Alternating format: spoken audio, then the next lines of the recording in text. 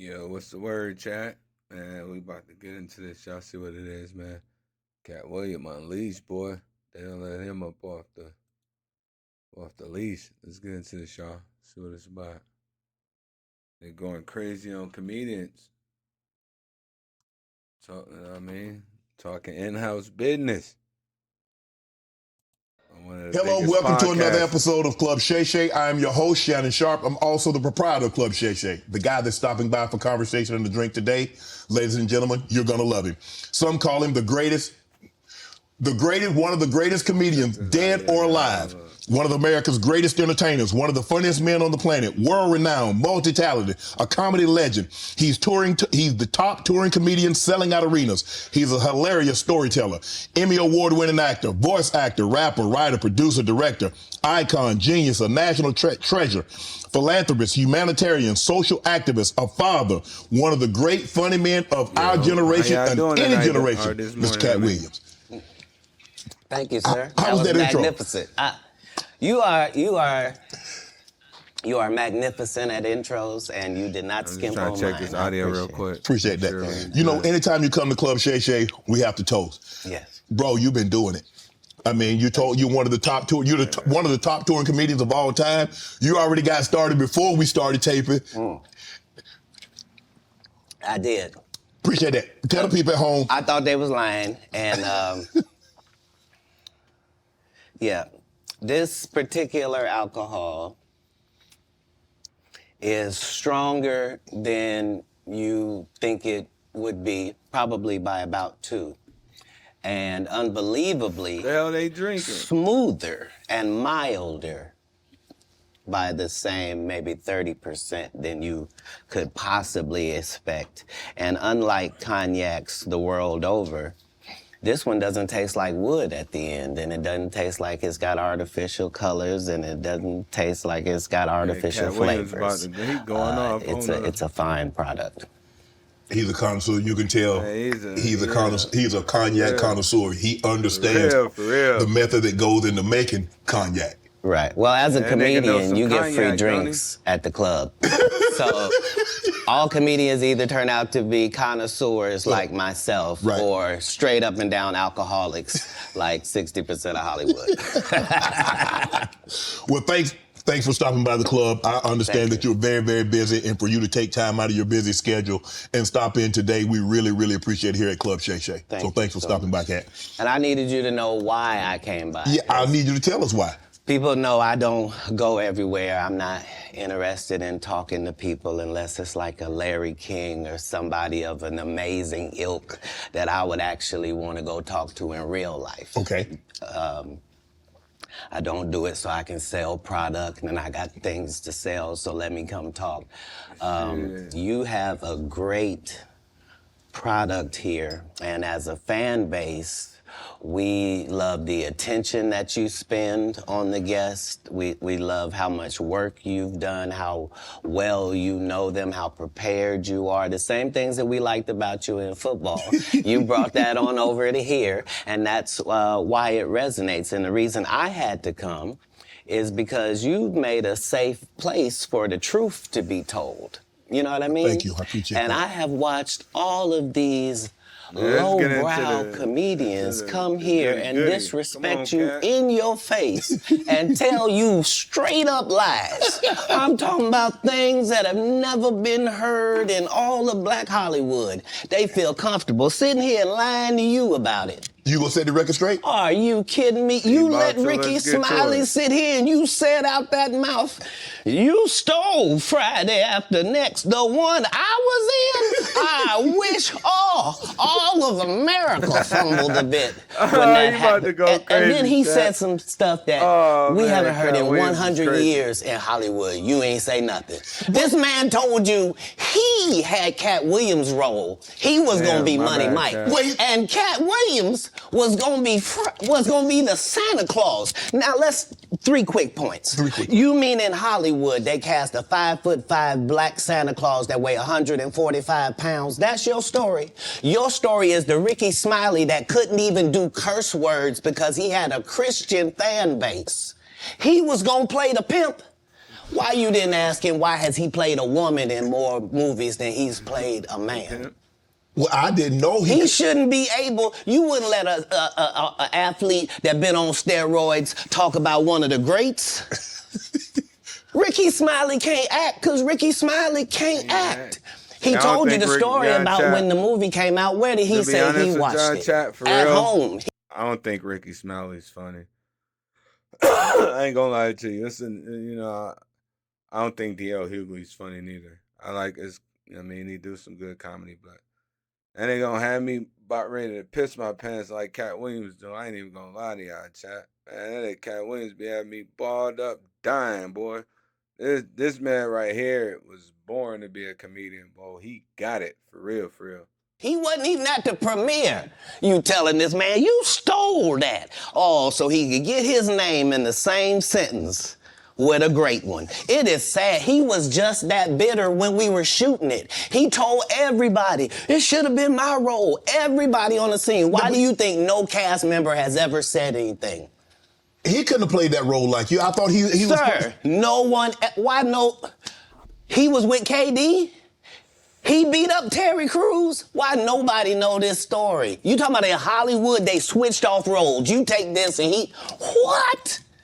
So Ricky Smiley knows this. And I don't know why he would lose a child and come on the air and start lying. That's why people believe in rituals right there. It's because, well, why would he lie? I don't know why liars lie. But I can tell you this. We auditioned in Los Angeles. Yes. I was audition number 201. 200 black comedians auditioned for the role of Money Mike with me. You're saying all 201 of us was auditioning and you had already had the role and had already shot the role? Yeah, make that shit make some sense.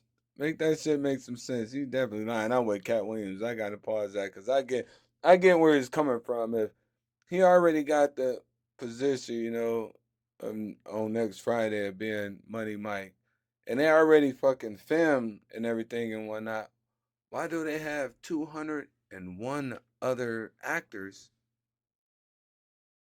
applying for that role? Make that shit make sense, chat. In 4 days. The truth of the matter is, the Money Mike in the original script got raped in the bathroom, and that's what Ricky Smiley was okay with. Katt Williams had to take the risk in front of the studios and the cast and our powers that be in his very first movie and say respectfully, humbly, guys, if we're talking about anything else, I have no credibility and I have no pull. But we're talking about comedy, right? Where I have all the credibility and all the pull. I can't play that role. I can't do that. The problem with Friday After Next is we're trying to make a classic comedy. And this comedy involves a rape. And rape is never funny, no matter who it happens to or what the circumstances are. If you would allow me to allow us to do this movie without a black man getting raped in it, I promise you that it will be twice as funny as it would be with him getting raped. So considering that's the real story, why would you bring up that story? 35 members of the cast and crew have never brought up that Ricky Smiley was gonna play Money Mike. No one ever saw me put on a Santa Claus suit. We got a wardrobe department. They made a Santa Claus suit for me. Why that wasn't in the bloopers? Why? And here's the other thing. Everything that Money Mike said, Katt Williams wrote. So what Ricky Smiley say on his? You can't say my lines, I wrote them. That's how I already know that I'm gonna be funnier than you. What he told everybody was, Katt Williams, don't nobody know who he is. I'm on the radio. I'm with Steven Said. Everybody know me. That's what he told everybody that would listen to him to say. But nobody That's really the truth of the matter. He was so egregious, not now, then. He was so egregious that, and Hollywood has never heard this in 100 years. He was so egregious, I put in my contract that I won't work with Ricky Smiley again unless he's in a dress. Now, what was Ricky Smiley's next movie? Was it First Sunday?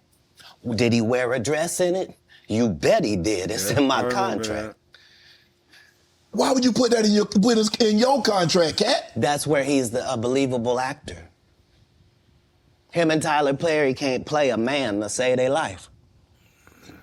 Hey, what up? Come on, man. Don't be messing with Tyler Perry, gang, but he airing out some shit, though. But, man, you can't fuck with Tyler. You can't do that to Tyler Perry, man. That man came from sleeping in his car, bro, to fucking a billionaire, bro. You know what I mean? But he gonna speak what he's gonna say. I fuck with Tyler Perry. I love the Madea shit. I ain't even gonna lie to you. My sister and them hooked me up on that when I moved to Vegas. Fucking Madea, funny as fuck. And I believe that the best actor should be in the best role. So that's why, because when we released that clip and he said that, you responded because he said he was supposed to play Money Mike and you were supposed to play Santa Claus. An outright lie. So that he knows is a lie. So why would he say it? Because he's a liar. Nobody knows why liars lie. And that's why I had to come on the program. Cedric did the same thing. Cedric told you when you asked him, did you steal Katt Williams' joke? Yeah. He said, it don't line up. How it don't line up that I did it on TV in 2018? You came to see me at the Comedy Store do it in 2019 and then did it on the Kings of Comedy. Like, what doesn't line up? This is a televised joke that Mark Curry helped me punch up and get to the level that it was. The same Steve that went to go watch Mark Curry do his whole sitcom and then stole everything Mark Curry had. Now Steve got a sitcom where he the principal and he wear a suit and then he gets this high top fade, making all black men think he got the best lineup in the business. And it's a man unit. Yeah. Then you ask it, why you not a movie star? I didn't want to be a movie star. This the same Negro that hated on Bernie with this same thing. I didn't want to be a movie star. No, you couldn't be a movie star. There are 30,000 new scripts in Hollywood every year. Not one of them asks for a country bumpkin black dude that can't talk. You said 30,000 fucking movie scripts every year in Hollywood. And these niggas couldn't get one of them? Yeah. Good old baby and look like Mr. Potato Head. There ain't none. You would have to have range. I played a lot of characters, 60 movie roles. I'm not playing Katt Williams in there. I don't know, Katt. We might not let you drink anymore the way we ain't even got Katt Williams letting loose. I've had a sip, less than you. He just the being truth real. Don't need motivation. I'm just saying I can't let these dudes lie. Cedric sitting here telling you why he ain't a movie star. He over here look like a walrus. You didn't say nothing. He can't even get his arms off his stomach sitting on there. Why I'm not a movie star. What? It's a situation. He never wrote anything. Crazy, remember, when Cedric the Entertainer starts, he's supposed to be singing, dancing, and telling jokes. That's why he's called the Entertainer. Right. We found out he can't sing, can't dance, and doesn't write jokes. He did 4 comedy specials. They're so bad, Shannon, they're not available on Netflix or Tubi. Can I say that again for the audience? They're so bad that they're not available on Netflix or Tubi. You don't think Sam's a good comedian? The world doesn't think that, sir. I have 12 comedy specials. He has 4 specials that are not. I watched one of them bitches, boy. I watched all 12 of his comedy specials, chat. When I say I watched all 12, bro, I watched all 12, and all 12 of them had my stomach in the knot, bro. And talking about, I smoked some shit, man. Had me sitting up on the counter looking at the refrigerator, talking about some, it ain't nothing in there. It ain't nothing in there. I was so high, shit. I don't know if I want to go to sleep and stay awake. Nah, I ain't sleeping. I ain't tired. Hey, Katt Williams is funny, man, bro. I ain't even gonna lie to you. I watched all 12 of his available on Netflix or Tubi. It seems to me, Katt, that you had a lot to get off your chest. No. You wanted to set the record straight. Winners are not allowed to allow losers to rewrite history. I don't say any of these things if my name is not breached by these people on your platform. If you give a liar a platform to lie, then I'm not being messy by saying, hold on, that never happened, it's untrue, and there are hundreds of witnesses for each thing I'm saying. So let me ask you this. Nigga. What is your relationship with Steve Harvey, Ricky Smiley, and Cedric the Entertainer as you sit here currently? For 30 years, they're a group. These aren't three random guys. The way that Ricky Smiley kept appearing at all of my auditions is because of Steven said he would tell anybody that, listen, they got a gang on that side. They know what it is.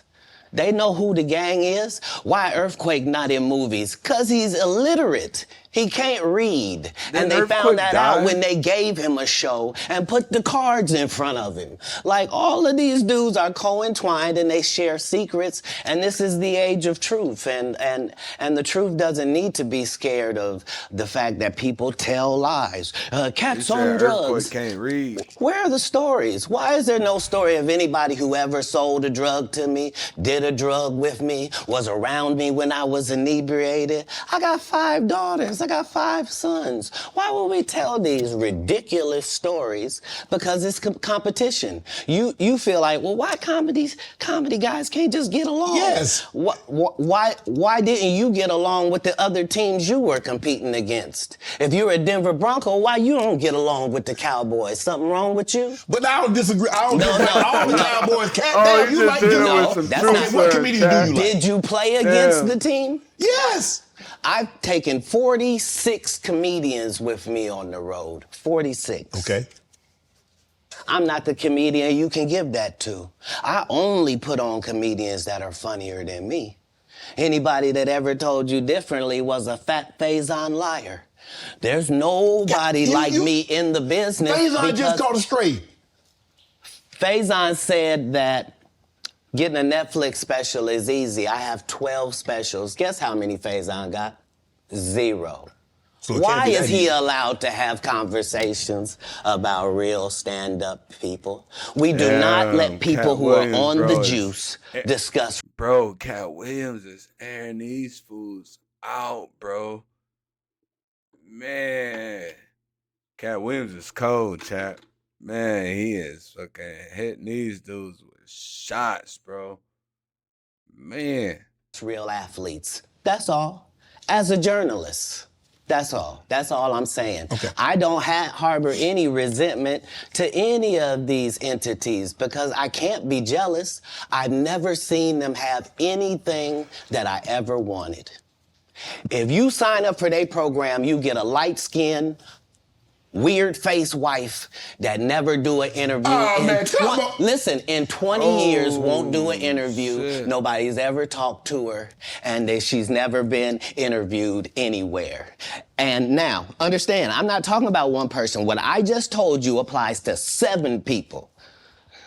How they all end up with that. That's part of what you get. I came in this business saying I was going to expose. When I talked about Michael Jackson, when I talked about R. Kelly, they canceled me for these things because why would you talk about another black dude? Race is not where the line is drawn. It's God's side and the other side. And we don't care nothing about the other side. You talking Period. about Period. the All Illuminati. of these big dick deviants is all catching hell in 2024. It's up for all of them. It don't matter if you Diddy or whoever you is. T.G. Jakes, any of them. All lies will be exposed. That's all. And anyone who takes that the wrong way, know why they take it the wrong way. The truth is the light. I need to have another one of these. Amen. Damn, bro. Gee. I kind of get one here. Right. After that, I don't really kind of know where to go. Let me one more time. Man, Katt Williams is out here Right. tossing shots at We good people, now? boy. Because the people want to know, well, why would he get blackballed?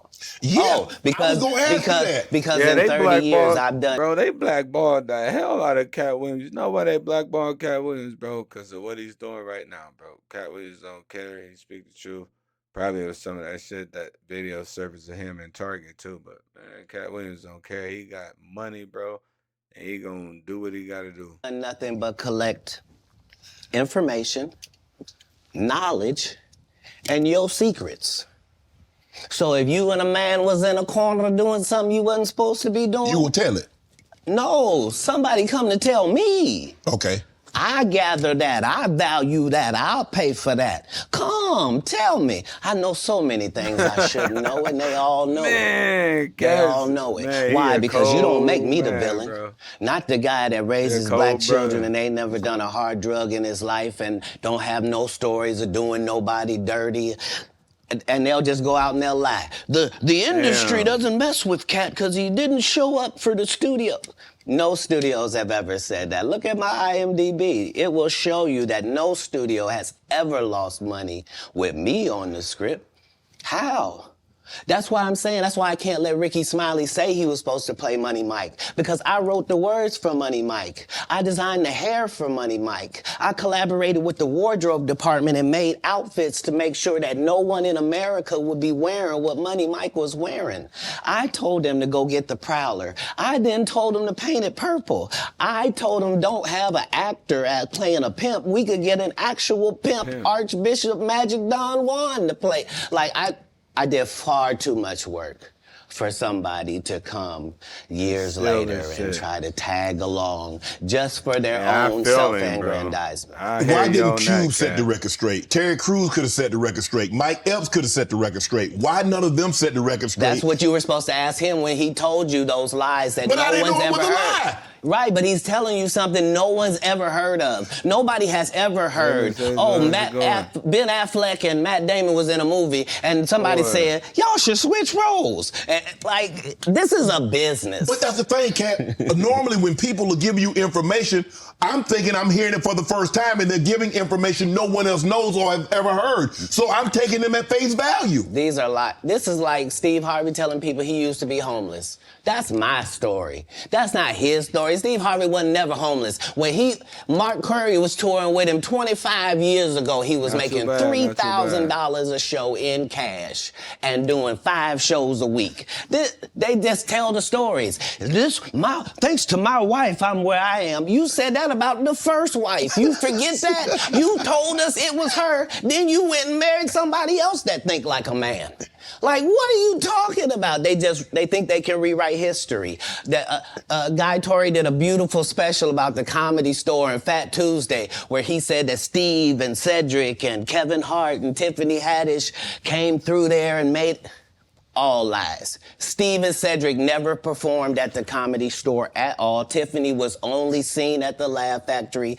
In 15 years in Hollywood, no one in Hollywood has a memory of going to a sold-out Kevin Hart show, there being a line for him ever getting a standing ovation at any comedy club. He already had his deals when he got here. Have we heard of a comedian that came to L.A. and in his first year in L.A. he had his own sitcom on network television and had his own movie called Soul Plane that he was leading? No, we've never heard of that before that person or since that person. What do you think a plant is? Maybe people don't understand the definitions of these words. He just did his documentary with Chris Rock where he shows you that his whole upbringing in comedy was on the East Coast. Yeah, it was. So how simultaneously was he here in Los Angeles doing the same thing? It didn't happen. It didn't happen. And I hate to seem like a petty individual for picking apart lies, but Jussie Smollett gonna keep lying until you say we don't believe you. Like, it's important in the checks and balances. Yeah, I almost forgot about Smollett. That dude, he messed up his whole career, bro. When he pulled that little stunt he pulled, man, Power pulled his contract real quick, bro. Man, he thought so. He thought people was gonna believe that, didn't he? I almost forgot about Smollett. Of the universe, that liars not get to make complete narratives for themselves. Are you not afraid about being blackballed again? These are some power people. What do you mean again? These people are not powerful. Satan can't create anything. That includes blessings for his people. Mm-hmm. That's why, you know what the #1 job of somebody that sold their soul in Hollywood is? What? Is to act like it didn't happen. They all do the same job.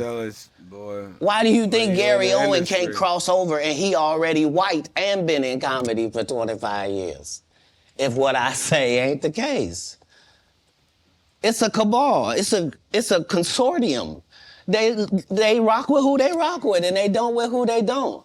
But I'm not scared of being the competition any more than you were when you lined up across from a superior team. Yeah, on paper, they're a better team. Right. They have all the assets and resources, and we don't. But let us get on the line, boy, and see if that factors in. I guarantee you it won't. Wow. Because Shannon Sharp got to be a different person than that other person. Absolutely. And he always was. That doesn't change when I change teams. That remains the same. That's how a legacy is built. So all of these shortcut takers, they canceled me for talking about Harvey Weinstein before the thing came out, but he offered to suck my penis in front of all my people at my agency. What am I supposed to do? He did all of that. I'm thinking I'm the only black person on the script. I get there, it's 3 other black guys on there. Woo. Huh. So you wonder what they did to get there. I told him no. What y'all do? And this is why when I walk in a room, heads go down. Boy. Behind my back, I'm nothing. I'm just a regular old comedian that's bitter and jealous. Shots, boy. But in my face, hit him with that trucer. The king has walked in and they have to respect it only because I've not taken the shortcuts. I've not been funded. They pay you to not talk about things they don't want you to talk about. They tell you that themselves. I can't do that because Steve told you that he stopped doing stand-up because he has 7 TV shows. The only problem is when he stopped stand-up, he didn't have those 7 TV shows. He stopped stand-up because he got in a comedy battle called the Championship of Stand-Up Comedy with one Katt Williams in Detroit in front of 10,000 people and lost because Katt Williams said he was actually bald and that was a wig. And I went in, and that's why he couldn't do stand-up anymore. Imagine him coming to tell you another story where he got so big and it was Bernie and them's fault because they wanted to be movie stars. What? You called Ocean 11 to get that nigga's part. What do you mean you didn't want to be a movie star? Oh, man. So on the behalf of Bernie, I would have to say what I have to say. Have you ever been on tour with any of these guys? Every guy I mentioned to you is not funny out there in real life. So no. Faison's never done his own tour in 30 years. Steve Harvey don't do stand-up no more. Cedric doesn't write. I'm sorry, he doesn't write. Ricky Smiley has been playing the same old black woman forever. Like, you can't get a young fan base with that. Like, you gotta be doing karaoke around the country to make that work. Right. And he is. But I'm a stand-up comedian. This is my 19th 100-city tour. I'm not gonna have a conversation with these lazy bums that'll take a shortcut at any point. Yes, it's easier for you to juice than to get in the gym. But you don't get to bring that body in here talking crazy. Talk about how good you look. What? No, there's too many comics out there that are putting their life on the line to tell these jokes, man. Okay. Let's get to your upbringing. We're gonna circle back and we'll get some... I want to protect him real quick, because you had said for the Kings of Comedy, it was in 2018, 2019, but did you mean 1999? Because it came out in 2000, so I just want to make sure. No. So what I meant to say was, remember, he said, I couldn't do stand-up anymore. I had 7 TV shows. I said he didn't have any of those TV shows at the time. I know you talking about Cedric. Joke stealing from Cedric. Cedric. Okay, so you had said that 2018, 2019, but it came out in 2000, so I just want to make sure. Okay, no. What comes out in 2000? The original Kings of Comedy. Right. I'm on BET's Comic View, and they're using this as the commercial in 1998. Okay. That's why I'm saying, So if I said the dates wrong, Let's go back and clear that up. Okay. You said, I had Cedric on here, and I asked him about the joke stealing, and he said the timeline doesn't add up. Correct. To that point, you say, Right. So he thought that I was just a no-name comedian and that he could take this joke and nobody would know. Right. The issue was that I had already done this particular joke. See, he crazy because I remember Katt Williams before Katt Williams was Katt Williams. If y'all hip, before he was Katt Williams, he was Cat in the Hat when he first started comedy. If y'all ain't schooled and y'all didn't go back that far with Katt Williams, yeah, before he was Katt Williams, he was Cat in the Hat. On BET's Comic View twice. Right. It had done so well on BET's Comic View that they had made it part of the commercial. So part of the commercial of make sure you tune in to BET was you seeing me doing this joke. Right. And this joke is one of those jokes in comedy where you set it up and it takes a little longer to set it up, takes about 3 minutes, but then you're just hitting them with jokes after that because you don't have to set it up. Right. Mark Curry had already helped me work on this joke because I thought it was good because I was getting a standing ovation on it. He had me go back in the lab and help me craft it to be an even more powerful joke. So this is not just a random joke. This is my very best joke, and it's my last joke, and it's my closing joke. Okay. 1998. Yeah, I always had that head buster one. I'm doing this joke. It's on Comic View. Cedric comes to the Comedy Store. He watches me in the audience. He comes backstage. He tells me what a great job I did and how much he loves the joke. 2 years later, he's doing that as his last joke on the Kings of Comedy. And he's doing it verbatim. Exactly he's just changed my car into a spaceship. Him and Steve had already apologized for me, so I gave him a pass for a decade. Why would you sit here and be like, I saw Katt 30 times, and Katt didn't do, as I stand before you, Shannon. I would have bust Cedric's stomach. There was nothing that would have kept me from one of these in that patch right there. Like, are you kidding me? Why would you downplay me like that? Why did I give you a pass if you were just gonna lie? And so that's what I'm saying. Like, they're all a group. Cedric, Steve, Ricky, they've been a group. Everybody knows that. They've been aligned. And there are these alliances in comedy. And if you stand against them, then they sometimes have a problem. But we don't let that change the content because that's all you know me for, is that I'm quite likely to tell the whole truth and nothing but the truth, so help me God. Can you believe we're this deep into the NFL season? We got to make every second count. With DraftKings Sportsbook, you can make the most out of every game day. Bet on your favorite teams for a shot at winning big bucks. New customers can score $150 instantly in bonus bets for betting 5 on any matchup. Get in on the action with DraftKings Sportsbook, an official sports betting partner of the NFL. Download the app now. Use code Shannon. New customers can score $150 instantly in bonus bets for betting just $5. Encyclopedia said you think you one of the smartest people in the world, Right. only to get out in the world and find out you don't know anything, you know? So it was a confusing time. But yeah, I had a childhood. I was grown, but I at 5 years old, I was in front of 10,000 people giving a performance with a full suit and tie on. You know what I mean? So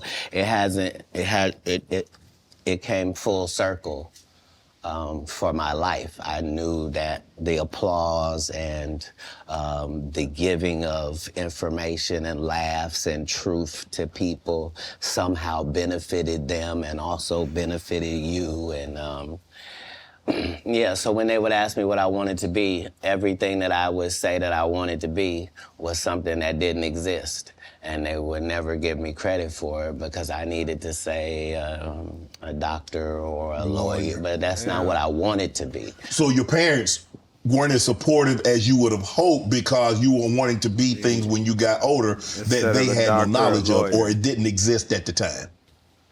No, it wasn't that. It was. I'm saying go to college, all that. No? I'm almost 100 years old right now, but if we go outside right now, I can run a 4.340 or sub. I can do a 4.16 if I'm there's Jimmy John's across the street. We can order a sub.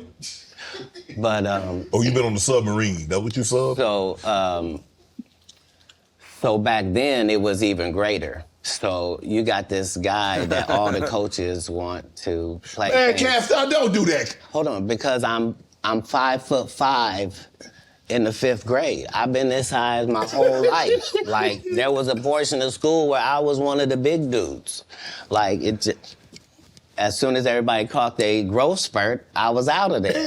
But I'm saying I was a competitive individual. My father was an athlete. I can see that. Like, no, I've been 145 pounds my whole career. That's why I never bothered when they said, your cat's on drugs. I knew, how you gonna prove that? My body is a temple. I've been the same size since I was 10. Like, what do you? Yeah, like I haven't changed off this pivot foot. This has always been who I was before stand up or anything. But it was an interesting childhood. I appreciate my parents, even though I couldn't live within the religious frameworks of what they had set up. But that was more not wanting to live a double life and not want to embarrass my family. You know what I mean? Because I read where a form of punishment for you is that they would take books because you mentioned you were such a voracious reader. And a form of punishment was when they would take the books for them because you could read fluently. You told me how at like 3 or 4 years old you could read, not just a little child's book, but you could read. Well, I'm saying when we go to Haiti to do missionary work, understand that my mother and my father, nobody that's there with us speaks French. And it speaks Creole and reads French. So I'm in charge of everything, from the housing to the cars to the gardener. Like I'm saying, so I'm not just reading. I'm reading in multiple languages. Like how old are you? I'm probably reading 3,000 books a year. From the time that I'm 8 years old to the time that I'm 12. No fiction books at all. I'm only reading nonfiction. You could drive. At 12, you received a full scholarship to the National Science Academy in Dayton, Ohio. But you failed, so you would become ineligible. Why didn't you want to take that opportunity? I didn't see it as an opportunity. When I got in there, all the students were wearing lab coats, and it seemed very confined and restricted, and nobody seemed like they were having fun. It just seemed like everybody was smart. Damn. I didn't want that. That wasn't what I was signing up for at all. And plus, I thought that Jesus was my big homie. So you know how you get a story about a dude joined the gang and you get a big homie, right? Like at this particular point in my life, my thought is that the Bible is the greatest book that's ever been written. Okay. That it houses the truth, and that it gives you this story of Jesus, and that I'm supposed to be like him. Okay. So it's already in my head that as soon as I get 13, I'm leaving. You at 13, you don't only like, okay, Mom, I'm moving out. You moved from Ohio to Florida on your own. You weren't afraid? I mean, you like, did you? Hold on. So what were you gonna do when you got to Florida? Don't say I wasn't afraid. There's no such thing as a human being of not being afraid. Okay. There are certain human beings that understand that being afraid in no way stops you from doing what you got to do. Okay. So I was afraid, but I couldn't be that afraid because I knew what had happened with Jesus. I knew how it worked out. I knew that I wasn't in the wrong with how I was feeling, and I knew that I didn't have any bad intentions in it. Right. So I trusted God that it would work out. Why Florida? Because if you're raised in Ohio, the one thing on your list is, I'm gonna get away from snow, and I'm gonna get as far. I want to go. Tell me the place. I literally went to a truck stop and I asked all the truck drivers where they was going, and there was one guy going to California and there was one guy going to Florida, and they told me how long it was gonna take, and so that's why I ended up in Miami, because. How'd you get there? You caught a bus? No, I just told you. I was at the truck stop. So you hitchhiked? I didn't hitchhike. I got in the back of the dude's 18-wheeler, me and my Rottweiler puppy and my suitcase. Yeah, because I probably had $2,500 on me. Like, Like, I was shoveling snow and cutting grass. Like, I always had pockets full of money. When did you make the decision that you were going to leave Ohio and go somewhere? And it ended up being Florida. So, but when did you know that you were leaving Dayton, Ohio, going to Florida? In my father and I's last interaction, somebody could have not made it. And we both understood that was all bad. What was the disagreement about? If you say that my family is very religious, just say I'm not. So anything that I'm going to do is going to fall out of the guidelines. Right. But I'm not going to let you tell me what I'm going to be, especially if what you're saying is wrong. I can't condone wrong. Yeah, and if I find out that something is wrong and I tell you it's wrong and you don't back me, that's what it is. Even as a young child, you were willing to tell your parents that some of the things that you're saying doesn't coincide with what I've been reading in the Bible. No, very simply. Don't try to disfellowship me for sexual acts and I'm a virgin. Sorry, God don't make mistakes. You don't get 2 times to fuck me over. What do you mean you went to God and he told you I was guilty? You just lied on God. So long. That's it. There's no conversation. Deuces. That's what it was. That's when you made the decision. After that conversation right there, you say, "Nah, I can't live under this roof." It wasn't a conversation. It was an altercation. In the altercation, I love my father. My father loved me. But we are 2 men at it. It'll never be the same again. You can't sleep comfortably around me. And I can't sleep comfortably around you. How similar are you to your father? I don't know. He's a great man. I'm saying because it seems like y'all butted heads. Right, but I'm saying that generally happens with a father-son dynamic. It was just that religious relationships are always difficult in families. They always are. Before it got to the point, because the dynamic, he's father, you're son. Before that dynamic and you step up on his level and you challenge him, you felt it was best for you to leave. No. I'm not being challenged. I'm being beat to death. Oh, he was abusive. I didn't say that. I said we were in an altercation. I see what you did there. I saw what you did there, Katt. Yeah. I saw what you did. You was in an altercation. You didn't say you lost. You said you was in an altercation. I in no way gave you the impression that I won anything. I'm the one leaving. Katt Williams been popping shots. I'm out of bounds. This is his house. Right. Yeah. So as long as I'm going to be under his roof, there are certain things that I'm going to have to do. Right. And the only way that's going to change went to Florida is either this or that. And I'm saying I had 2 younger brothers. Like, I'm not an unreasonable person. Like, I don't have any mental issues whatsoever, despite what they lead people to believe. You know, I make pretty good decisions. Were you not? So how was their relationship with your father? Were you not afraid to leave them? Well, I asked because it went all the way to the actual department, so it was actually going to be something. And when I asked them if they could just make sure that my brothers didn't get separated and what have you, they said they couldn't make those type of guarantees, that they weren't really sure what would happen if this went down. And so part of leaving was getting into it. The hope that it would be okay for them, because none of them experienced what I experienced. I'm saying I'm the oldest. It's a lot riding on me. I'm supposed to at least religiously hold down the family's name at this household. Right. You know what I mean? How much older are you than the baby and the knee baby? Like a lot older. Like if I'm 12, 13. Yeah, they're 5. And in Pampers. Wow. You go to Florida. You tell the story. I've heard you. you were homeless.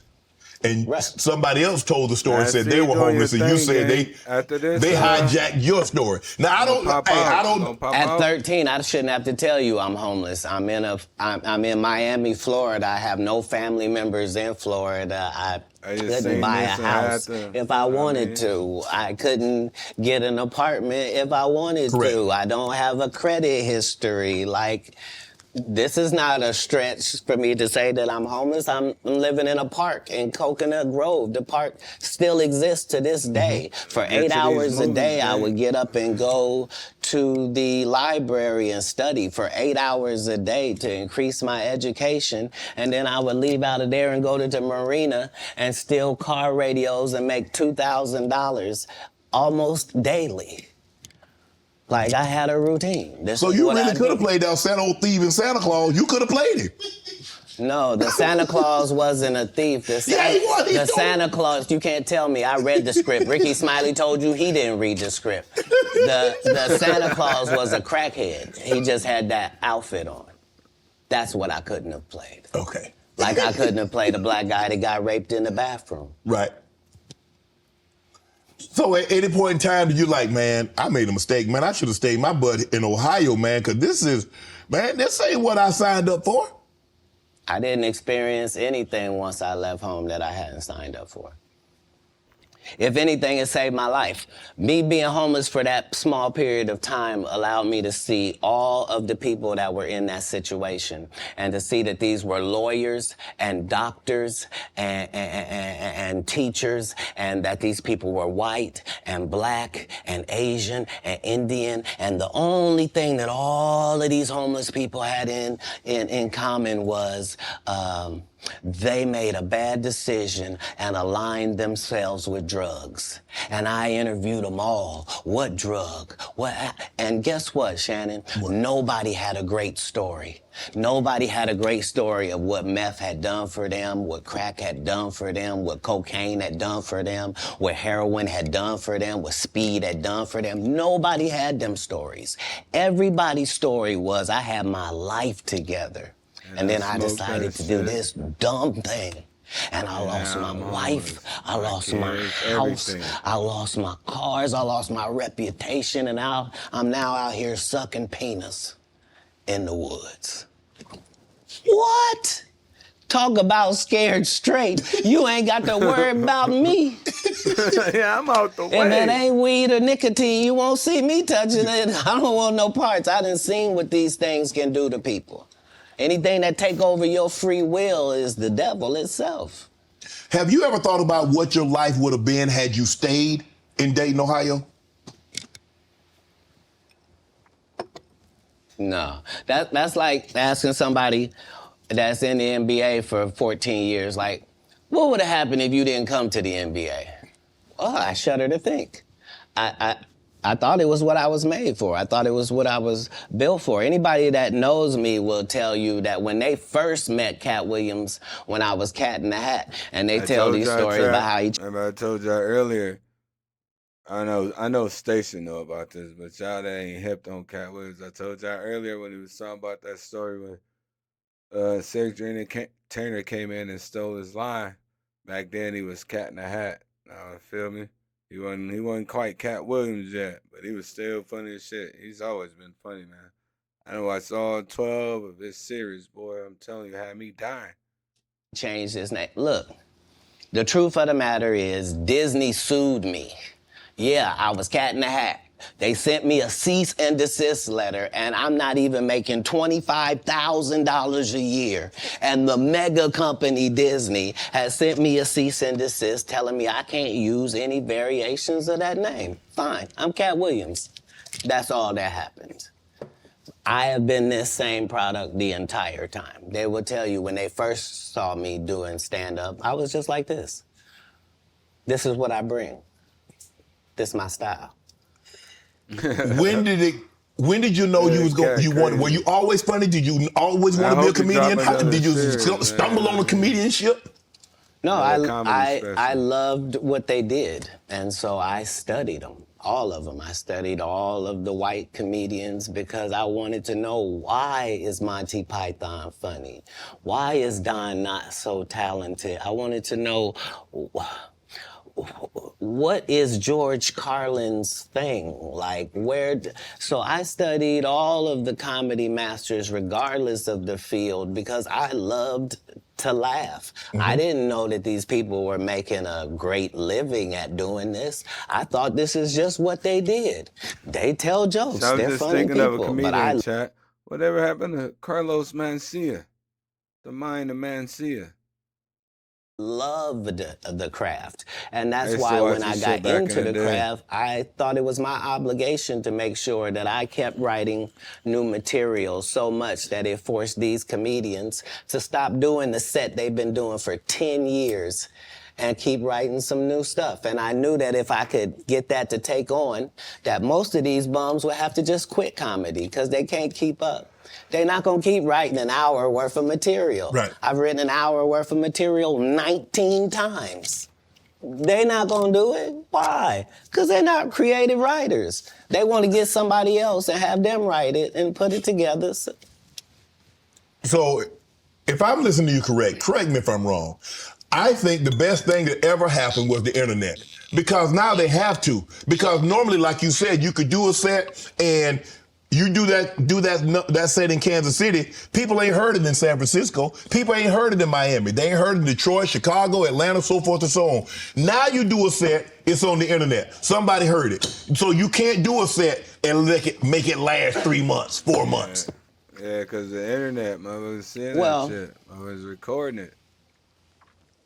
It doesn't allow the regular comic the ability to grow is the real problem. Like, the part of comedy is me taking these jokes in January, and by March, I've begun to craft this joke. Okay. It's not as simple as it was. When I wrote it, it was just da-da-da-da-da.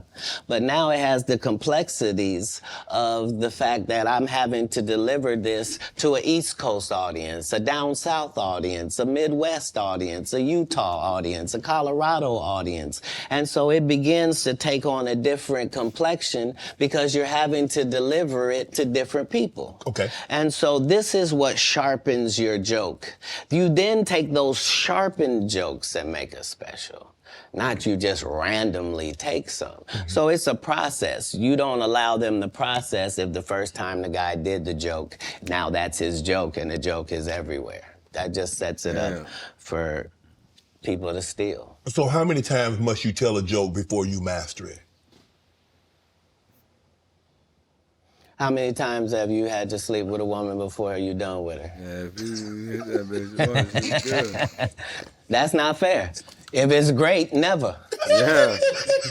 You master that the first time and it's gonna hit. If it ceases to have usefulness, so it has been spoken.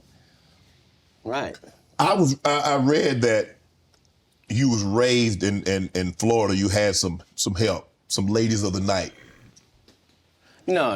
That's not true. No, that whole story doesn't take place in Florida. That story takes place in Oklahoma City. Okay. So after I'm in Florida, I then join, I try to join the Marine Corps and they won't accept me because I'm too young and I've lied and told them I'm 16 and my family's moving down and I don't have my ID, but it's coming. And so they let me go to the boot camp. That's not gonna work now. Okay, so I've learned that lesson. Right. So then I get this job selling stuff door to door. Across the country. And so I've been to all 50 states. Again, I'm 14 years old. So I did that. While I'm doing that, one of the places I'm at, I'm in Oklahoma. And I've decided I'm going to stay here because of meeting these ladies that you're talking about and that situation. I don't know at the time why that's important in my life or why it's something I should be doing or any of that. But now later on, it certainly helps me in formulating Money Mike for Friday After Next. Right. And a pimp named Slickback for the Boondocks. Yeah. Oklahoma, so San Francisco, Oklahoma, Sacramento. From Florida, you moved to the West Coast. So you traveling. When did you set up shop on the West Coast? How old were you then? So I guess I'm 18 or younger, and I. Should I still be saying that shit? Once I have once I have a child, I realize that I can't. It's a lot of things that I could use to make money that now is a no-go. So anything with street aspirations that I might have thought about pursuing or been good at, I now am a single parent and I gotta redo this thing. So I need comedy to really work out for me. Right. And me and God go into extreme conversation where I'm explaining to him that I'm a crash out dummy if he don't send me a lifeline. Like I need something I can hold on to. Before I had left Florida, I did stand up one time because we was trying to get in the club. I didn't have ID. So I said I was a comedian. They ended up having me do 5 minutes. But I kept that in my head that I had done that. When we get to Oklahoma, they're having a competition for stand-up, and if you win, you get to go out on the road with Jeff Foxworthy and Dan Whitney, who is Larry the Cable Guy, and Richard Jenny, and these great comics. You get to open for them. And once I did that, I realized, okay, as a comedian, I'm like way behind schedule. For a minute, I always thought that was his real name, Larry the Cable Guy. Started this too late. All the funny guys are already funny and known names. Like, how am I going to progress? So I realized that I do better with a white audience than I do with a black audience. And I'm not sure why that's occurring, but the white audience likes me more. That's interesting. So when I moved to Sacramento, it's because Sacramento has a white and a black audience almost 50-50. That's almost the makeup of Sacramento. Yeah, so I lived in Sacramento for 2 years until I get to the point where I am equally as funny if the room is black as I am if the room is white. That's not enough. Now I need to be one of the good ones when it comes to black comics. So now I have to move to Oakland, and that's what lands me in Oakland for 3 years. Once I have dominated male. Sound like he was just going city to city, state to state, boy, and just hitting comedy clubs and just knocking them down. But just build his way up from started from the bottom and racked his way up for sure. Black comedy in Oakland to my liking. Now I'm prepared to go to Los Angeles now. Now I know you can't throw me any curveballs. If it's a white audience, if it's a black audience, no matter what they are, I'm prepared to deal with all of the audiences. Do you write jokes according to the audience that you're going to be in front of, or is your joke universal? Well, in the beginning, part of my framework is that I'm tailoring every show to this audience. And that's how I was able to show my range and show that I was better than my competitors, is that I'm Katt Williams, but I was still doing clean comedy. So I was still going to churches and doing 45 minutes of stand-up at the church with no curse words, no sex, drug material, no none of that, just straight stand-up. And then I was doing everything else. And at the regular club. Yeah, that was the range. Locking in on everything. When in Rome, That's smart though, right there though, chat. I mean, that's smart as heck. That's like, like I used to be back in the day, when I was out on the rapping scene, you can get me to do a dirty verse, do a cussing verse and all that and whatnot, and then leave the studio and go to the radio station and do, the same thing we just laid down, but clean verse. As the Romans do. So that's how I started. But as you begin to get better, you begin to be able to speak to your entire fan base. And that's really what's been helpful, is that I've been having the same conversation with my fan base for 12 comedy specials. Is that what set Katt Williams apart, is your range? is that you can do a comedy, do 45 minutes in the church. I can go to a comedy club in front of 250, or I can go into an arena with 15,000. That's range, because everybody can't do that, Katt. Nah, well, if that's what range is called, then yeah, it's range. But I like the people I'm talking to. Mm-hmm. You see what I'm saying? So it's not like it can't be condescending, because I'm talking to my white male friend when I'm telling that white joke. Right. When I'm talking about this joke about this black lady, I know that black lady. That's who I'm talking to. I'm speaking to this fan base that I've been speaking to from the beginning. I already told them what I was on when I first came in. I told them they was gonna come after me. They was gonna cancel me. They was gonna say terrible things about me and try to mess my life up. I said that coming into stand-up.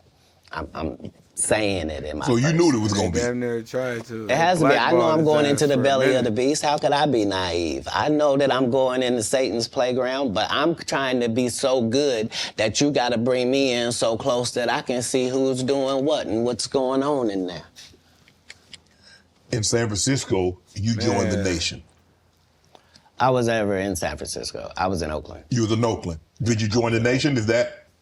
Yeah, Honorable Minister Farrakhan and I have an extremely close relationship. He refers to me as one of his sons. So, yeah, I spent a particular period of time. Let me explain. Yes. Because my particular background was already religious and super strict, right? I didn't find out about other religions by reading about them. I went to their religion. I don't want to learn from Jewish people from outside. I want to be in a synagogue. I don't want to learn about Muslim people from. I want to be in a mosque. I don't want to hear about the Baptist or the Pentecostal. I want to go to their church and see. And so that was the religious discovery that I was on through that period in my life. When did you know you were funny? Probably about 10 years ago. 10 years ago? Yeah, about 10 years ago. So you didn't think as a child, because obviously you said the very structured background, your family was very religious, so obviously you didn't get an opportunity. I never did a talent show. I was never in any extracurricular activities. I was never in drama. I was never in band camp. I was never a Boy Scout. And you didn't stay in school long enough to get funny because you dropped. You understand? You understand? So there was no, I don't tolerate high school games. I didn't go to high school. I don't know how most of the games they think I play, I'm not even aware of them. But Katt, for you to get on stage, and like I said, a lot of people, like a lot of comedians, I had a few here, they're like, okay, I told jokes to get girls, I told jokes to, get people to laugh at someone else. Yeah. But you is like, you say you did comedy one time in Florida. Yeah. And you had this other opportunity, like in Oklahoma, that they were going to take you out if you won the talent show. You was going to go on the road with these well-known comedians. And I did. But I'm just saying, how in Florida at 13, 14 years of age, you like 16, I can do that. Damn. Well, because I knew that there were a lot of other things I could do. Like when I looked at drug dealers, I thought I could do that. Yeah. But that's easy. So right. And who doesn't like that? Right. I'm trying to figure out how I'm gonna make it. But now that I gotta do it on this side, but no, your question was, when did I think I was funny? I never was my biggest fan. To this day, I'm not the biggest fan. I'm a fan of comedy. I like great comedians. Like, I like Chappelle. I like Patrice O'Neal. Like, I like the greats of comedy because I do. Like, I like Ron White. I like Bill Engvall. Like, I know comics. Like, people that did the craft, they raised me. I was touring with Steve Marmel and Richard Jenny and real journeymen. Mm-hmm. So my comedy upbringing was standard. I thought you had to work all night, every school. night, all around the country, and you had to Them write old jokes, school and that you were comedians. trying to write jokes that other people weren't writing, sucked up and all that your that knowledge job they was to be was spitting at him, funnier. too. Like, people that know me will tell you, I've been on this. Like, I had a list of all the black comedians that were more famous than me. There was 300 of them on the list, and I had to be able to cross them all out before I could make it to the next level, before I felt like I was funny enough to do that. And so I appreciate what competition does for sports and for my particular sport. And comedy is a sport. What gave you the confidence that you could get on stage? You remember I was 5 years old on stage. Okay. So performing in front of people was no problem. But I was reiterating God's word at that point. Oh. Now, I just have to make sure that the content is good. If the content is good, what part can I not do? I'm a vessel.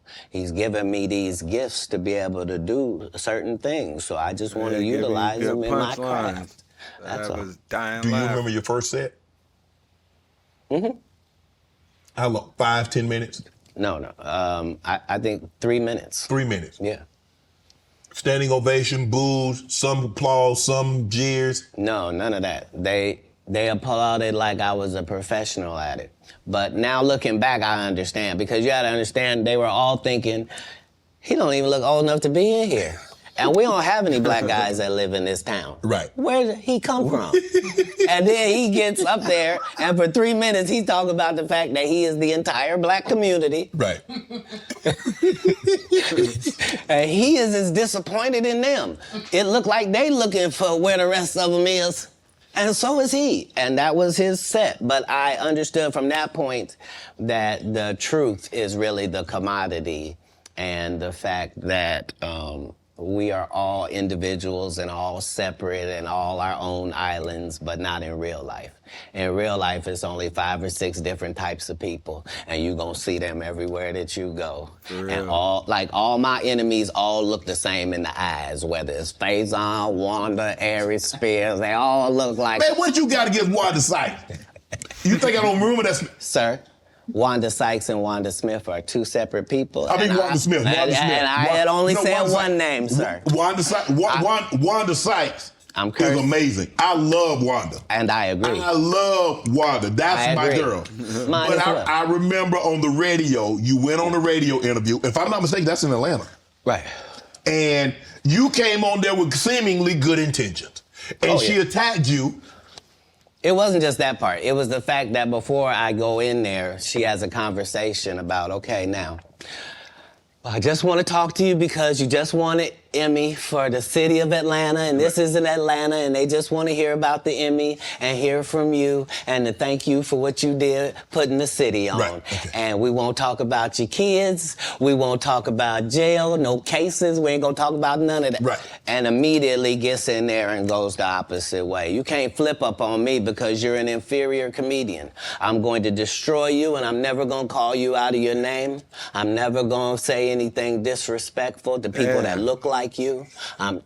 It's a very thin line I got to call, but this lady is trying to embarrass me in front of a largely homosexual fan base. That's why she got canceled.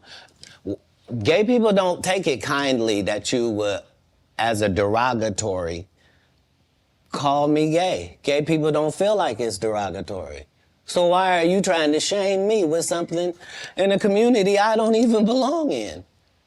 There's no gay people saying I belong over there or been over there. You did, but I have no hatred of over there, and how dare you? You did a number on it, though. Hey. You did a number on it. That's legendary. No, you either believe in karma or you don't. Body shots. Because I didn't even know any of the stuff that she had done to my fellow comedians until afterwards. I just know that it was a setup. Right. And remember, assassinate his character. They tried to kill me this same weekend. Not in jokes, with a real gun in my real face on real camera. Understand I'm losing my life for participating in something that goes along with my job. Like, it's 2 comedians, what do you mean? And the world was okay with it because it was me. Had that happened to anyone else, the world went crazy when Will smacked Chris. This is a person pulling a whole gun on a comedian in the confines of their job. It's really a weird situation when they hate you that bad. Yeah. Yeah. You felt she hated you at that moment because you mentioned that she said it was going to be very professional. Oh, you won an Emmy, congratulations. You put the city on, you own for the city, yada, yada, yada. And now, did she mention anything about the Emmy on camera? I believe you saw the video and you know that none of that took place. See, the issue is that all the comedians have to come do these radio stations because you have to sell your tickets, and so that means you have to go to the radio station. Yes. Yeah, you gotta. I don't go to the radio station. Promo. And I don't make posts to sell tickets. I just don't. So you've not seen me. I'm not here in some subservient position where somebody sent me over. You here out of the kindness of your heart. You are.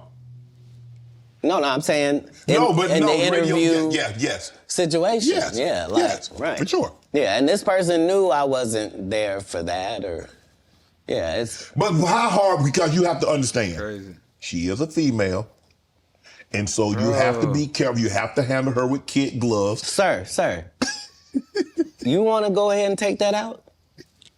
You don't want to be against equality, do you? No. What you just said was very unequal, sir. But I think maybe you've had enough of this.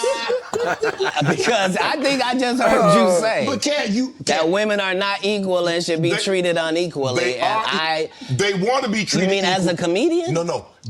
Listen, you understand and I understand. Yeah. In certain situations, they want to be treated equal. Yeah, but not all situations. Yeah, for real. And what part of what you saw her get? She deserved everything you gave her. What part would have been different if she was a man? It would have just been more vicious. Yeah, that's my point. I took all the vicious and venom away because I didn't have any. Plus, I understood. I'm not trying to offend black women with short hair. I'm not trying to offend heavyset women. I'm not trying to upset fellow comedians. I'm not trying to do any of that, and I am qualified to be able to do none of that and still eviscerate you because I'm smart enough to know that I need to say that you have gnarled fingers because I know your limited education means you don't know what the word means. So you can't possibly respond to it. You're not sure of the meaning. And I'm going to continue hitting you because this is what comedians do. Right. You've been masquerading that you're a comedian too, and that's the fallacy. So nobody in boxing fights out of their weight class. If you're a 130-pounder, you don't just show up with the 160-pounders. You stay in your weight class. Right. Is that what you wanted to do? No. That she was out of her... That's boxing, but y'all got to remember, back in the beginning of UFC days, they'll put somebody at 130 pounds up against somebody that was like 215 pounds. League when it came to... Because I didn't want to do any of it. I know you didn't want to, but once she took it there, did you feel that you had to go there? Oh, you go where? You could have said, Wanda, I didn't come here for that. I just want to do the interview. I just want to talk about what happened. Oh, you misunderstand my job. My job is to be funny. My job is to be funny first. My first job is to be funny. My second job is to be respectful. My third job is to be immaculate and Gaza strip it. That's non-political. I'm saying, if you do it, you let a terrorist accidentally touch over here, and I won't stop burning you down until there ain't nothing left. It'll literally be rubble on top of rubble, and I'll still be bombing. Why? Because that's why you should mind your business. This is what F around and find out is about. Right. Have you ever been booed, Katt?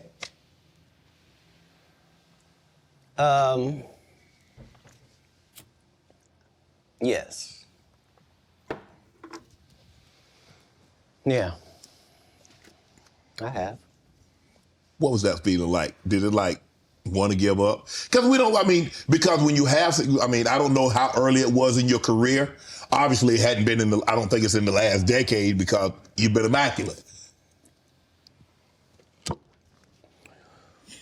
Have you ever dropped a pass? I have.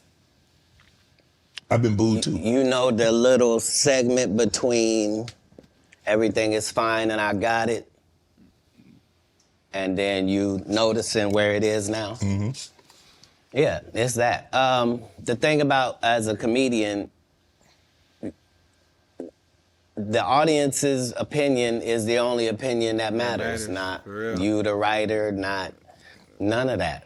And so I don't think any comedian has ever been booed unnecessarily either. They deserve it.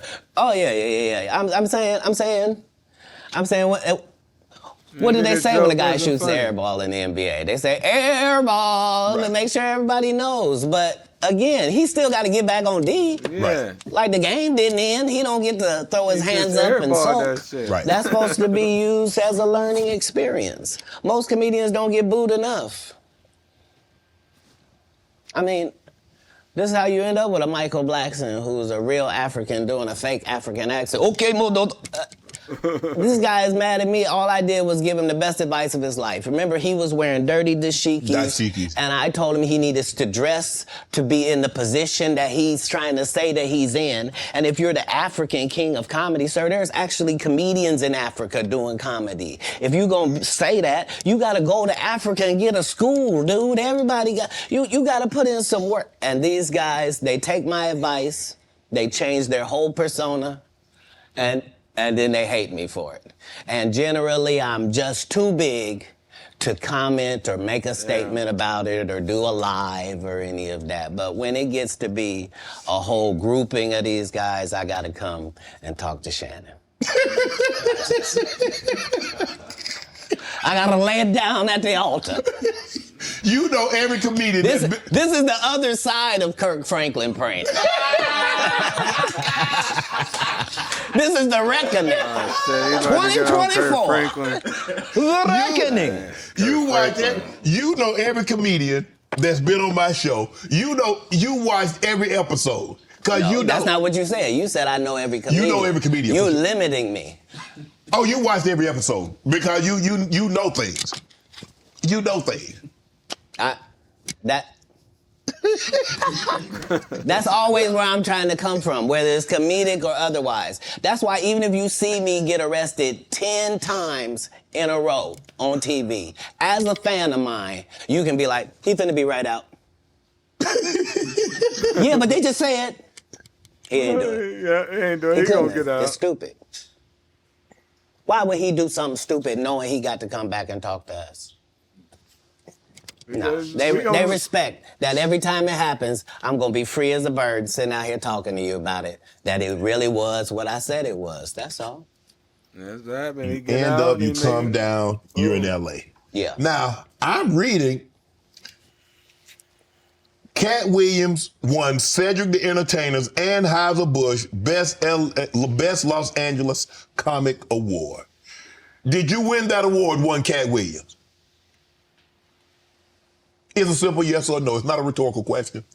It's a question that probably should have been asked to Cedric the Entertainer. I'm asking you. I got you here, though. I know. I couldn't believe Cedric didn't get asked that question. You still a dude's joking and giving an award, and then 10 years later you don't know nothing about it. Hey, but I promise you this. What? If he sees me again before he sees you, he'll be talking different when you see him. That's for certain. That's the difference. That's what these comics understand, is that I'm not doing nothing for clout. I don't even recognize clout. But eventually the Lord is going to let me and you be in one hallway. A lot of these dudes go... Kevin Hart done went 25 years without ever being in the same building with me at the same time. If I go in the building, he walk out. You've never seen us in the same building ever in 25 years. Like, it's like that. Why? Why? Yes. Because I'm really the product. It's not what you think. I am never under the influence of anything. I'm always in my right mind. I'm always a physical specimen. And when you see me, I'm much, much bigger than you had thought. I have far less play in me than you would like. And I'm relentless. I'm out there. I'm still, to this day, I play 11 games of basketball with a 20-year-old. The record is 92-6. This is just in the yard, just to the rack, just cause. You work out, Cat? You work out, Cat? Not to the gym. You don't work out in the gym? You do push-ups, sit-ups? My whole life it was just push-ups and sit-ups only. I would do like 100 push-ups a day. Just. I thought you were gonna say 1,000. No. Because this is literally every day. Right. This is not for the gram. You know what I mean? Like literally 100 a day. And I would do push-ups, and then I tore both my rotator cuffs. And so it was only thanks to golf that I was even able to get my You a golfer now? back. I've been a golfer for quite some time. My short game is impeccable. I can't get you but 2 and some change off of the tee. Off the tee, but I'm still coming in for par guaranteed. Are you playing for the tips? No. I've found that you don't get anything for that. It seems very egomaniacal. They go, hey, Cat, for free, you can go further back. I don't want it. Damn, what? Wait a minute, does it still count the same? Hey, I'm up at the ladies' tee. Don't tell me my pronouns. On the golf course, I'm she, her, him, them, and they. To Canada, bro. Don't Whoever at the front tee. I know we're joking, we're having a great conversation, but you did win the award. How did the award help your career? It had to help something, Cat. Nope. God, come on, Cat. I didn't remember it had happened to you, just said it. How can Cedric give you an award that was worth something? Everything Cedric and Ricky Smiley ever been in got canceled for not being funny. Ricky sat here and told you that they cut him out of every movie he did. They always had a reason. Like,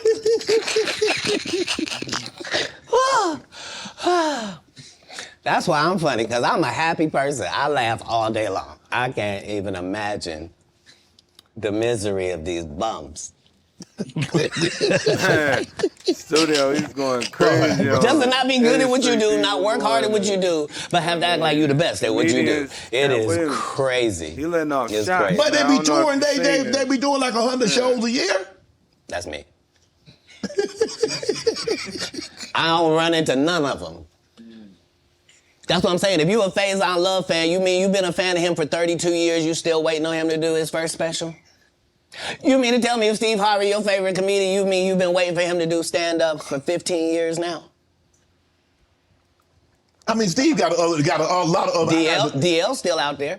None of those irons... And that's another person that I don't think is funny, dude. I don't think DL Hughley's really funny. I ain't even gonna lie to you. Him and Ricky Smiley, man, Ricky did have that one little one. What was that, Lil Daryl? That one, when that one kind of made me, I laugh a little bit, but anything after that, man, and that one was an iffy, but he played that one out for a while. But DL Hughley is another person. I don't think he got it, man. He should do something different. I mean, that's just my opinion. To stand up. Who cares that they wrote a placard for you to do Family Feud on? Like, you're successful because we're surprised you can talk for a living and it's entertaining that you're gonna say some funny country things. But not a writer. Right. Not a writer. How did you develop Money Mike and get it? Everybody talk Money Mike. How did you come up with that and say, you know what, this is how he should dress, this is how he should talk, this is how he should look, this is the kind of whip he should ride, this is how he should talk? So that nigga said, what was your antennas when they was stealing out my stove? Money Mike, man, Man, that was my dude right there. So remember that was my first movie. Just understand that what I did then, I've done with every single role, whether it was an Emmy-winning role or whether it wasn't. Whether I was playing somebody homeless, whether I was playing a dirty vagabond on Atlanta, whether it was an eccentric guy in First Sunday, regardless of what the role is, the first thing I do is erase me from it. Okay. So anything that I would naturally do, that's what I'm not going to do because I'm playing a different character. You're playing a character, okay. Right. So I then create this person based upon real life circumstances. So I don't have to wonder what a pimp thinks because I've been in that position for a little while. I also worked manual labor for some time in my life, so I don't have a problem paying somebody that works. And I don't have a problem being a go-getter because I'm a go-getter. So I bring whatever I can to these characters. I was able to... The first week that I got the script, there was a pimp guy that used to be a pimp, but he wasn't anymore. He was a rapper now, and his name was Mac Minister. And he had been a pimp and was getting ready to be a rapper. And I had never done a movie before. I was a stand-up, and I'm getting ready to do the movie. And so I was able to craft what a real pimp was like, what was too much. I didn't want to be stereotypical. Right. I did the research. I saw how many times people played pimps, and they were always... It was always something weird about them, I guess, because it's a weird job, you know what I mean? Right. And I wanted somebody that didn't seem like none of that he really thought it was a business and treated it like that. And so, you know, adding those levels to acting is what all actors do if they're not Steve or Cedric or Ricky. Like, you're trying to create a character. You can't just be Faison in every movie. Like, you're just gonna take your shirt off on every movie? Like, why does it say that in your script? Man, let Big Worm live. Let him breathe, Katt. let Big Worm breathe. Stall him out now.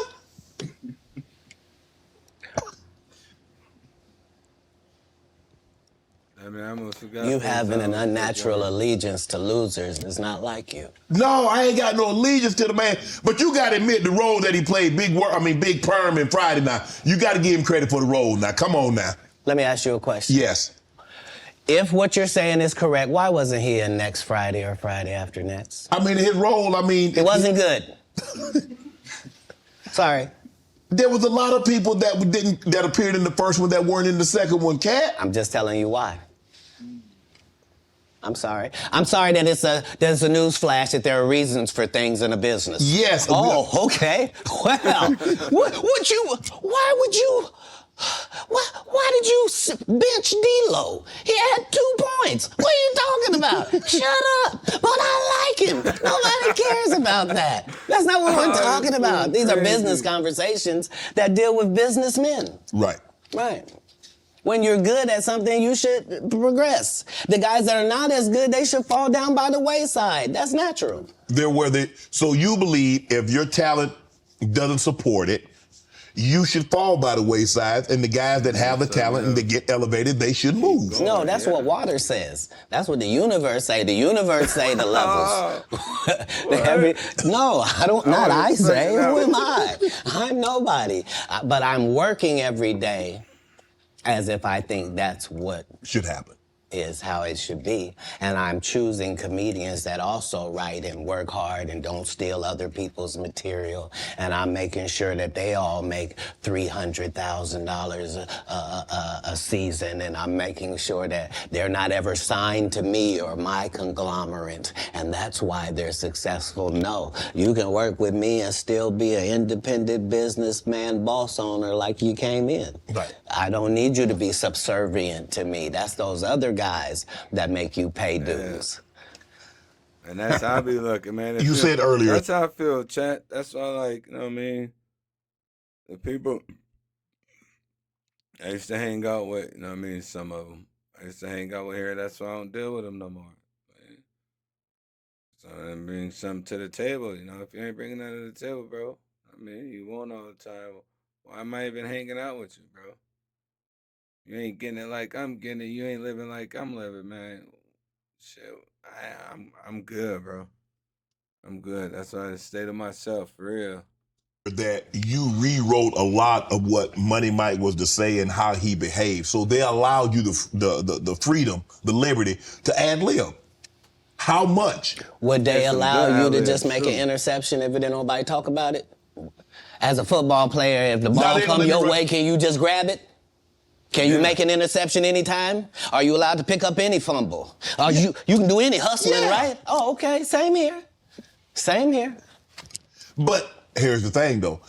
Even as an offensive player, they might let me ad lib once I get a couple of years under my belt. They wouldn't let me ad lib as a rookie. That was your first movie. I told you the conversation in my first movie, just because I am committed to laughs. The only way I made it past those 300 comedians, I didn't tell you this.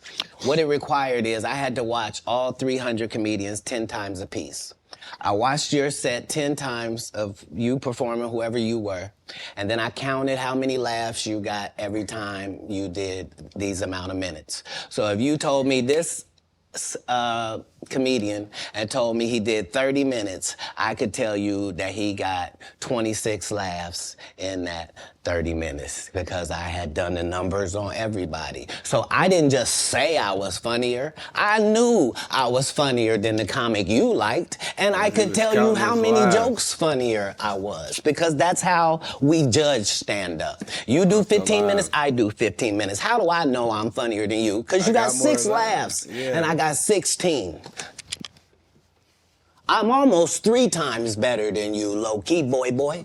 But I'm never gonna tell you the formula. So you gonna keep just going out there telling jokes, not understanding that I, psychologically, the audience, by 10 years, is convinced that I'm funnier than you. For real. They just don't know why. Because I'm putting out more content, better. I had Terry Crews on here. He said at the time that you did the movie, you were homeless. Is that true?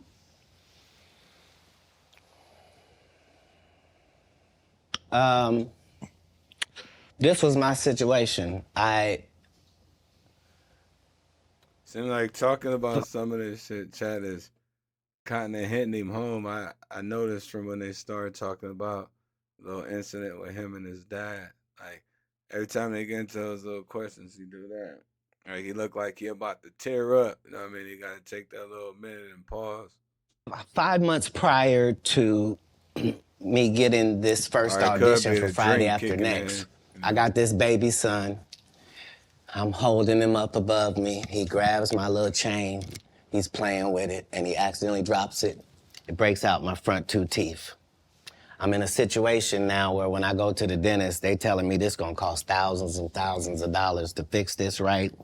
They not telling me what it's gonna look like. I go get an estimate with no money involved, find out what I need to do. They find out you got a tumor in your upper jaw, so we're gonna have to do a whole surgery for you. It's gonna be 100 bands. I don't have it. And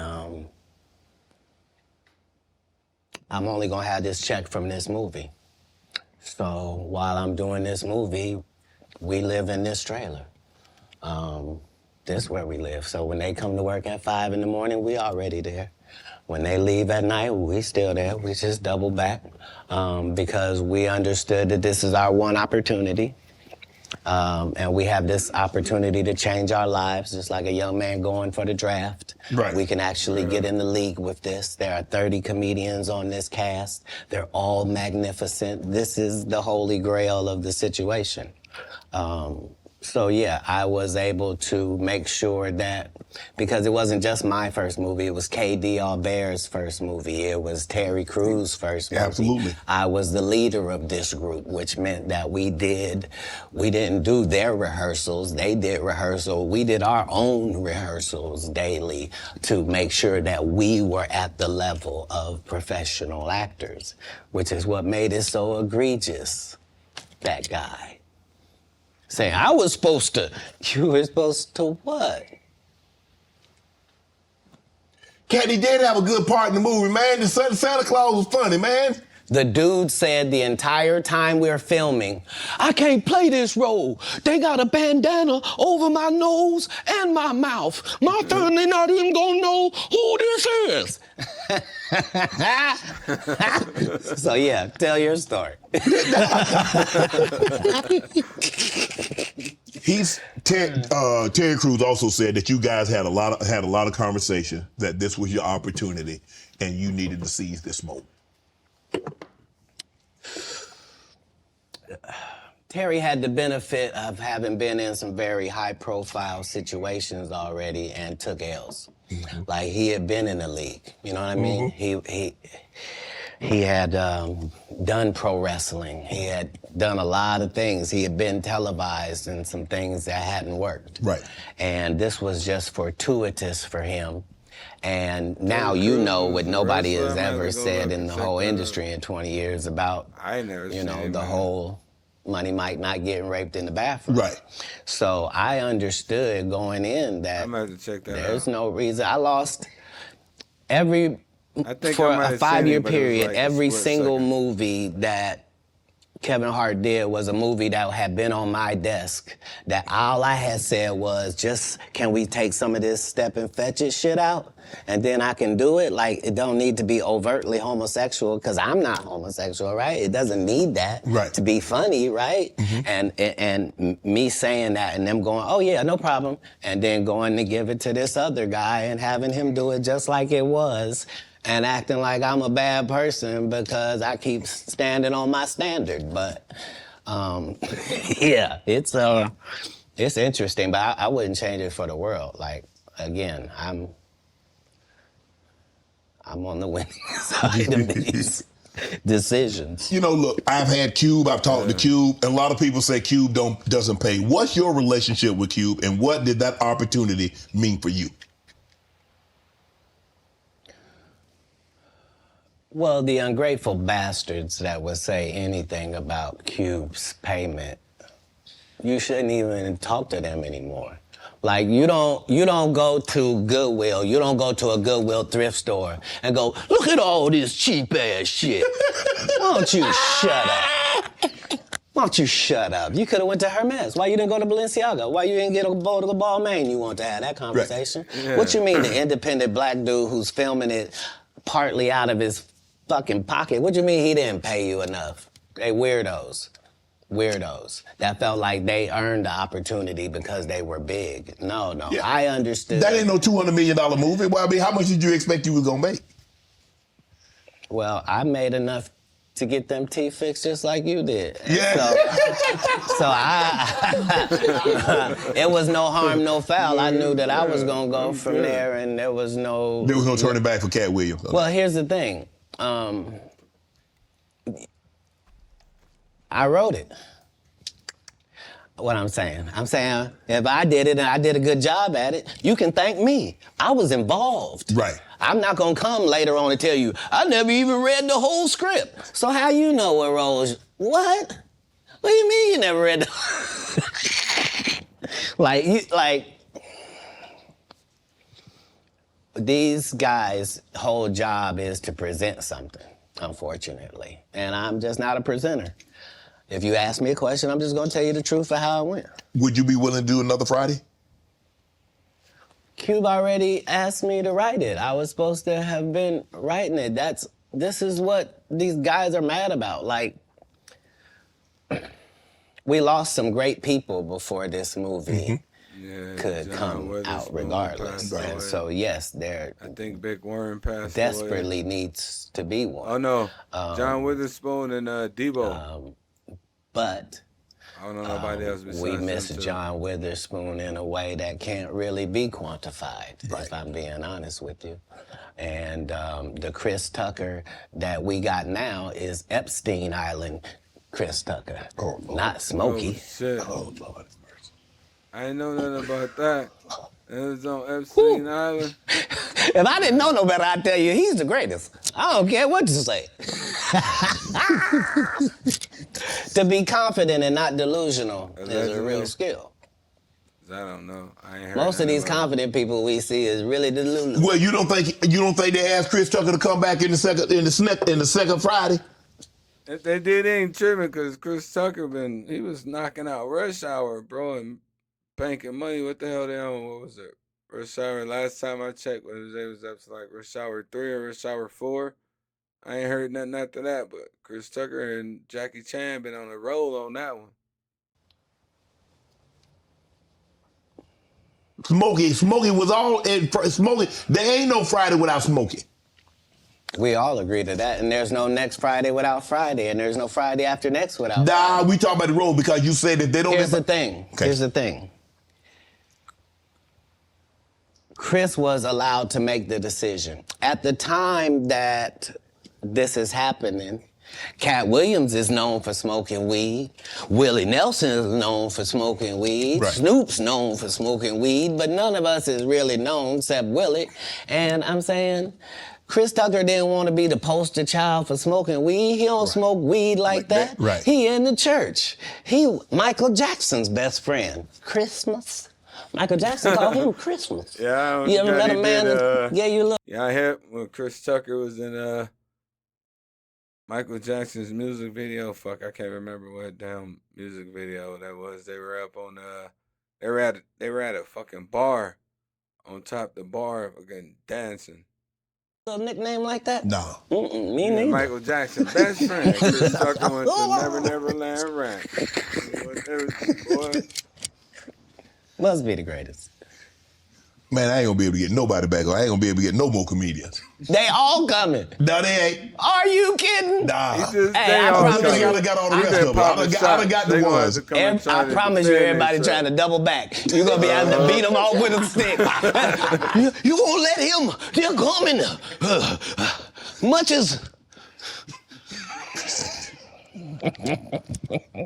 You're on Def Comedy Jam, Comic View. What were those experiences like? What do you remember most about Def Comedy Jam and Comic View? I'm glad they brought Def Comedy Jam back. Comic View was everything. Comic View was really the break, and not Friday after next, just because Comic View was just 3,000 of your stand-up peers, and we just throw sets of all of them up there, and we see who the audience likes. Who do they like? And it was a great wild, wild west time to be involved in comedy. And the same is true for Def Jam because hip-hop was a fad at one time. And hip-hop ain't gonna last. And why you doing? I used to run back, make sure I made it back from whatever I was doing, bro. School, hanging with the homies. Made sure I was in the crib watching Def Comedy Jam and Comic View, boy. That was busting all the time. That. And that's how it was for Blue Comedy. Mm-hmm. If you were a comedian that cussed, you were ridiculed by the mainstream comedy geist. That would be like me being on Joe Rogan. Joe don't want me on there. I need to be on Shannon. Joe got 6 comedians that never been funny. He want to push out. But that's really how it is. I'm so sorry I'm competitive. You're an athlete, right? I can tell. You understand. Will there ever be another Comic View, Def Comedy Jam? Could that, in today, in 24, 25, 26, could we see that again? They've already announced it. It's already going. You didn't know? Mm-mm. Yeah, Kevin Hart purchased it, so he's now doing Comic View. That happened at the same time that they gave DC Young Fly Hollywood Squares. Where? Yeah, because they tell you that there's no gatekeepers, but we keep seeing the same people open the gate. Didn't Kevin open the gate and let Tiffany in? Ain't he now opening it up for... Don't such and such open the gate? What do you mean ain't no gatekeepers? There's 100 gates out here. Would you everyone I've seen got a keeper. Would you have wanted to do Comic View or Def Comedy Jam? Would you have wanted to be? I think we just mentioned I did them both. No, I'm saying he purchased the rights and refranchise it. Nope. They didn't offer it to me anyway. Like, Comic View did a couple disservices to comedy as well. Mm-hmm. So there were people like me that were out there getting 2 and 3 standing ovations in one set. And that wasn't good for television. So what they did was they started making everybody get a standing ovation So they would tell the audience, when they get off stage, everybody get up and cheer. And so now the fact that I'm the only one out there going to get standing ovations is now making people think everybody get a standing ovation. And that's not how comedy is. So I understood why that couldn't go anymore. Because remember, Ricky Smiley sat right here and told you a story about how he performed with Mike Epps and Katt Williams when he did Comic View, and to let him tell it, he was funnier than both. My name Lil Dow. You're talking about the special needs. That's good. That's a different time. That's some clever material. That was a different time, Katt. No, it wasn't. It was the time I was there. But I'm saying... That time, this time, same times. No, but I'm saying... Just like people that tell you the Egyptians, they not black. Egypt is in Africa, folks. As long as Egypt is in Africa, then Egyptians are African. Do you believe you could tell the same jokes today as when you started out? I mean, Eddie Murphy not telling those jokes. Richard Pryor wouldn't be able to tell those jokes in 2024 that they told in the 70s and the 80s. So they wouldn't have told them. But that's my point. They're not inferior people. No. If they were in this time, they would be going according to our time. Just like then, we were going according to that. Like, that's how it is in the world. There are words that we can use for a while. And when we use them for a while until somebody says, that ain't a good word, we should stop saying that. Correct. That don't make people feel good. And we stop saying the word. And we move on to another word. You can't say the R word. You can certainly say special needs. Yeah. You can certainly say spectrum. Be slow. There are things that you can say to get your point that don't have to hurt people. Right. But you would know that if what you did was construct the English language for a living, then you would understand that part. You financed your first stand-up. You had it cost you $22,000. You had 25 to your name. Yep. Why did you decide to do that? You believe that much in Katt? I believe that much in business. In business, the goal is for you to become independent and be the boss, take the responsibility, and also get the profit. Okay. That's all. How can I be looking for you to put me on if I wouldn't?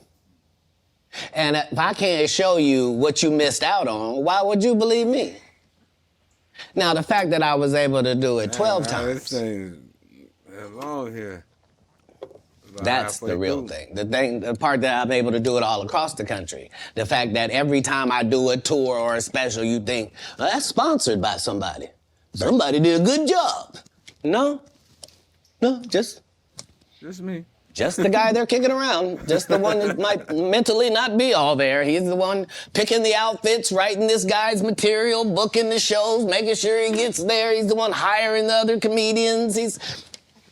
But hey, I knew that that's the end goal. So if that's the end goal and I'm there when I start, why would I deviate from that? Right. Remember, my goal was to get this far in Hollywood and still have a virgin asshole. What you on, Katt? And never have sucked a penis. That was my only goal. Whoa. I didn't want to get with a white woman because I was scared she might have me running down the street like Jonathan Majors. There you go. See, come on, Katt. Not because I didn't like white women. I think white women are as great as any other women.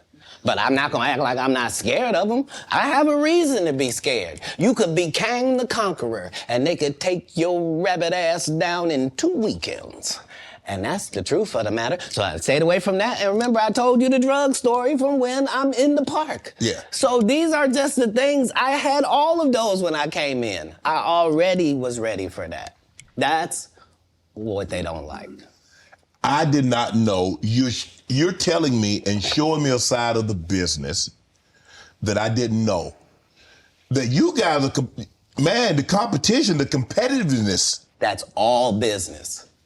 I don't care if they're selling Coke. You wouldn't believe the things that Coca-Cola says about Pepsi. You wouldn't believe the water conversations between Dasani and Liquid Death. Like in all business, in all sport, competition is a driving force. Yeah. And I don't require anybody to be better. Who am I? I just require if you're a loser and you've taken shortcuts at every chance and you've made sure that you didn't put anybody on that really had a work ethic and was a God-fearing person and you helped it. If that was never you, then don't act like that's you. Don't get out here now that you don't do stand-up and start acting like, oh, you not sure why you don't do stand-up no more. I heard you got run off. You better be careful. The nigga that run you off gonna show up and he gonna tell everybody. Man, what you gonna be able to say? Nothing. Why you think I speak with such clarity? I'm actually involved in each one of these stories I told you about. Right. Right. The one comedian that we've been sitting here doing this interview that you hold in very high regard is Dave Chappelle. Dave Chappelle walked away from $50 million. You said it was more. Yeah, he walked tell the away story. from $50 That's right. million and went to I want to let you tell it. No, you're No, the best. I want you to tell it. You really are the best. Left this, bro. I walked away from 50 and went to Africa. Walked away from his comedy sitcom, bro, and just dipped out. I'm Ghost. I'm going to the motherland. I ain't mad at it. You proving it here today. As much as I'm proving it, you proving it. You proving it. Yeah, that wasn't the thing. It wasn't, people say that. He lost $50 million. No, that's not even close to what happened to this dude. And until you understand what happened to the dude, you don't understand what happened. Like, they offered him $50 million and he turned it down. Who gonna turn down $50 million? Now, I've had to turn down $50 million 4 times. 4 times, just to protect my integrity and that virgin hole I was telling you about. Right, because P. Diddy be wanting to party. And you gotta tell him no. Got to tell him no. I did. I did. See, I got the receipts for everything I'm telling you. That's why I can say them so freely. Kid, I need another one. You here, get your number. Thank you, sir. Thank you. Come on. Because early on you was accusing me of being... Cat, man. Yeah, it's crazy. Yeah, I mean, but you know, some of these people... Martin tried to put me in my first dress. When he had to go on his hiatus, he tell me, Cat, when I come back, I need you. You my young partner, you my brother in comedy. When I come back, just promise me that my next movie, it'll be me and you. We gonna do it together. We gonna do some buddy cop shit. I said, Martin, you got my motherfucking word, my nigga. Go do what you gotta do. When you come back, I'm in your movie. Don't trip. I don't need to see the script or nothing. You know, we get in that office and this fool pull out Big Mama's House 2. I almost died. And I gotta read this script from all these good white people. Where this nigga want me to get in a dress with him. And I'm literally saying to everybody, why is he in a dress again? You already played the old lady as an FBI agent. Yeah. We can play anything now. We can be playing a dog catcher this time. Why do we need to be in a dress? And I get so mad, I say, you don't want me. You want Brandon T. Jackson. And that's who they went and got. Twice I said it, they went and got him. Just like I'm telling you, I had that other dude's work. I had all of it. All I did was say, I want to punch it up so it's not offensive to real niggas. And that's how I got in this position. I sure hope I have a Club Shay Shay after this air. It's gonna be in a dimension it's never been. Yeah, it's gonna be. The greatest thing floating in 2024. Mark the words. No way. In a whole different realm of business. Oprah coming next. Once I establish this as a place of truth. Yeah. Oh yeah. Watch. God's people ain't that few. Prince. You met Prince. Prince was a friend of mine. That'd be awesome. He was a friend of mine. What was those conversations? Because look, I mean, sometimes we don't really understand or appreciate someone until they're gone. I did. I was a big Prince fan. All of his stuff. Because he could play all the instruments. He could sing. He could dance. He was an entertainer that could sing. And what he wrote, I mean, who thinks of Cherry Moons? Who thinks it snows in April? Who a raspberry beret or pink cashmere? The Purple Rain, the things that he wrote about. Like, bro, who mind goes there? Legendary song. Icon, man. Rest in peace. Yeah, he was unlike anybody in the world. He was He was just an amazing individual. I was able to meet him when I was 12, and I knew him my entire life through all of his changes. I was able to assist him many times. If you go look at Prince's car collection, you'll see that Prince don't have not one car Katt Williams ain't got. He got the Prowler from Friday After Next sitting there. He got the same Bentley as me, like, because we share certain things. Our connection was lyrics, musical lyrics, women, and cars. And those are the areas where he trusted my opinion on things. And that's where I got to be helpful in his life. And he was helpful in mine in really cool. all different types of ways, especially about the business. When I was younger, got to hang out up at Jim Brown's house when I was younger. Got to meet, some big celebrities. Mike Tyson was there one time. Heavy D and a couple other people. Business, as far as being a black man that was rich in this business at 18 years old, had already did his first $1 million contract, had already broken records, was determined that he didn't want to be like anybody else, was so great of a guitar player that black people just stopped caring about guitar, and he got left out on a limb and somehow still had to create his way out of that. He was just really a 1 in a billion type person. I was lucky to know him. Now, there are specials and the streaming. I don't know. I don't think there's as many, and there's no DVDs now. So where are you on this streaming, the specials? I mean, obviously you still tour, but how much do you focus on? Okay, I'm gonna tour, say 100 days or 150 days, but I'm gonna do a special. Well, now that our relationship with Netflix is at the 8-figure mark, damn. How? Yeah, the 8. You said 8? Mark? How often you want to make them? Oh, you said 8? I mean, like right. 5, 6, 7, 8? Gotta be 10 million to qualify, yeah. So what I'm saying is, once you're at that level, how many would you do?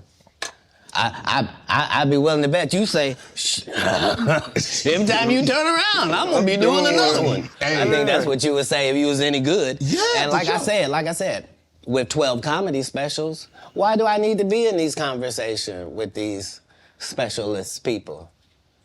Sid ain't got no specials you remember. Steve ain't got no specials you remember. Ricky ain't got no specials you remember. Faison ain't got no. What? So why do y'all get special? Yep, it was 20 minutes long. It was good too, though. It was. He's good. Not it was good. He's good. See, he's good. Don't think because I said something derogatory that I don't know how to hate. Earthquake has consistently, I don't think anybody's ever said Quake wasn't funny. Yeah, he probably never been booed, yeah. I don't think. I don't think he's ever given a bad performance. Nathaniel, my dog.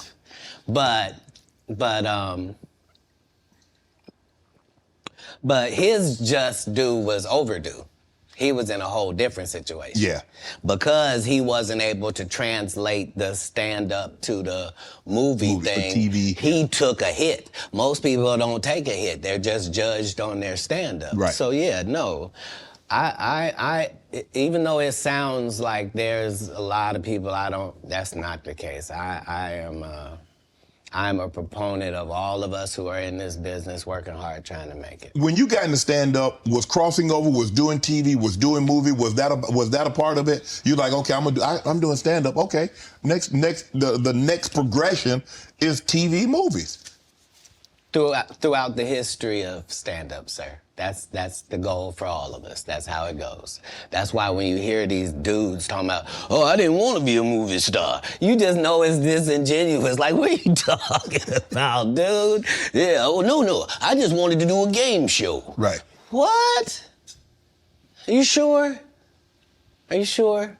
Because I thought you did Mark Curry's show over after he had just done hanging with Mr. Cooper. Why would you do all of that man's stuff that he did on his show on yours and then do the dude's stand-up?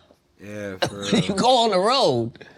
And then you never put Mark Curry on your show or nothing. Like, if you don't say anything, these dudes will run over you. I don't know if you know how bullies operate. I but do. if you don't stand up for yourself, there really is nothing they won't do. Right. Harvey. You're a very generous man, Katt. You're the sole sponsor of Melba Moore getting a star on the Hollywood Walk of Fame. You did all that on your own. Why? With Mr. Cooper. What, do you have a personal relationship with Melba?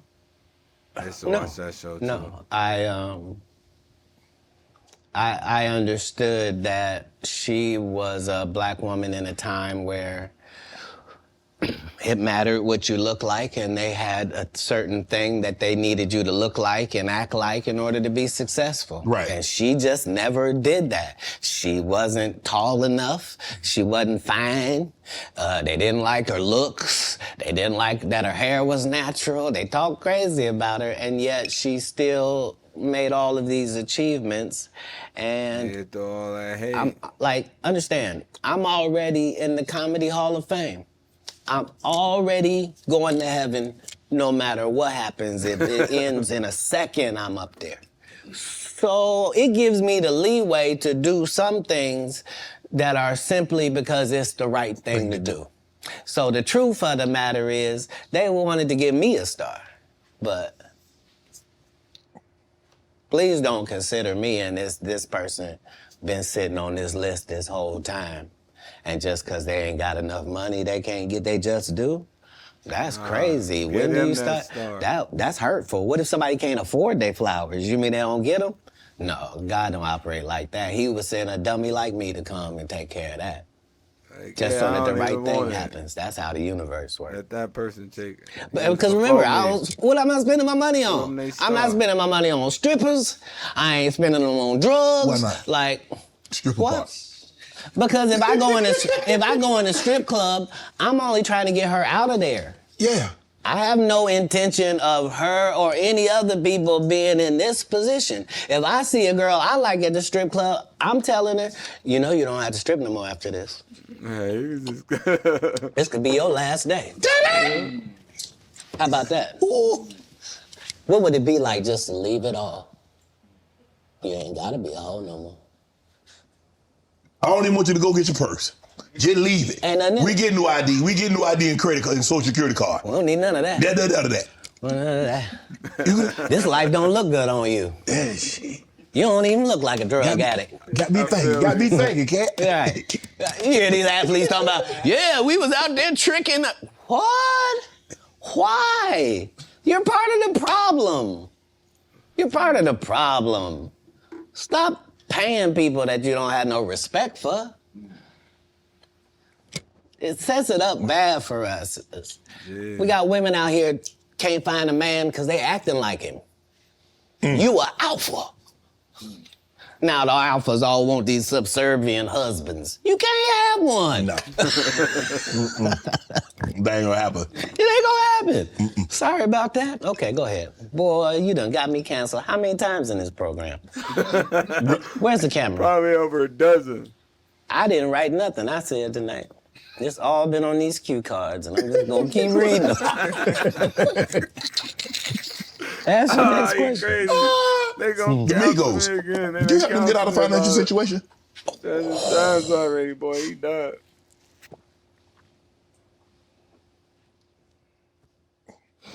I don't think we ever, as a nation, can remember a time that the Migos were financially unsuccessful. So for the record, I would assume that they've never needed Katt Williams' financial assistance for anything. I'm sure that between QC, the label, and other things, they were taken care of. On the other hand, if I was given the opportunity to help them, would I? Of course I would. That's what I do. I'm a pro-black non-racist. Like, I really, really love black people, but I don't love them more than other people. I love everybody. I'm a black guy, and I try to stick with that. But yeah, I'm not one of those pillow talkers either. Like when I do something good, I'm really not doing it for the gram. It's not for any of that. I'm just doing it because it's good to do. I appreciate that. I don't know if this is true, but I did read that comedians on your show say that women sometimes would bring them money and not say where it came from? Say that again? Comedians would say women would bring them money and not say where it came from. Right. So I'm not a feminist like a feminist would be, but I do believe that that in my camp, like if I had 35 people in my camp, right? I believe that other than 4 jobs, I believe that a woman is better at any of them jobs than any man could be. Okay. So 10 of these jobs, no man can work because I'd rather a female be there. If I gotta smell anybody's breath, I want it to be hers. I don't want none of you crusty. So what I'm saying is, if in a staffing issue, I'm gonna have 75% women just because I prefer them. Right. I don't prefer to hear 2 guys talking in the corner. I prefer to hear 2 ladies talking in the corner. I don't care what they're talking about. I just prefer that. So a lot of times I will utilize ladies to convey a message. If a comedian is doing a great job somewhere in the country, he just did a masterful set and nobody's gonna pay him. They just clapping. And I know he's broke as shit back there. Wouldn't it be nice if somebody just showed up and gave him a little blessing? And he didn't have to suck me off for it and thanks, Katt. And boy, I really needed it. Why would you do that? If you was actually just trying to help people, you would. People know that's how I pay my tithes. If I got paid $100,000 to be at your city, I'm gonna take 10,000 of that and put it in your homeless area. Not because I got to. Because you gave me 100 racks to come to your little rinky-dink town. Who would I be to not pay my tithes back to your town? That's how I got in this position. That's what's up. You adopted 7 kids. Why? That's a lot of kids for a man that's as busy as you are, travels as much as you do, on the road as much as you are, spend a lot of time because you have to spend a lot. I mean, it's not easy. I mean, maybe it comes so natural to you to put pen to paper and to write things down and be able to go out there and perform a set. But that's a lot of responsibility, Katt. Right. Right. But if there was a God, what would he think about you if you did that? I'm saying let's say, for example, that God is real. Yes. Okay? And let's say he be looking at what you do. Yes. What would he say if you did that? He said, that Katt, that's a very kind gesture. That's very generous of you. My whole life, since I was telling you when I was young and they was asking me what I wanted to be, and nothing I wanted to be was what I wanted to be God's friend. That's a weird thing if you're an atheist. If you're an atheist, I didn't even say nothing. But if you believe in God and I tell you that I wanted to be God's friend and I wanted to even go to Hollywood and still be God's friend, if I told you that that was my aim, you could understand where I'm at. Like, I promise you, no jealousy, no bitterness, none of that. I got exactly what I was trying to get. I haven't been shorted in any way. I mean, 7, 8 kids, single. You gonna get married? You remember the conversation where it was me? Yes. And I didn't know what was gonna happen to my 2 little brothers and it was just gonna be out there? Yes. So when it gone full circle and I'm one of the richest men that ever lived. And I don't mean, please don't look at my net worth. I saw my net worth. I had that on me. I don't even. I swear to God.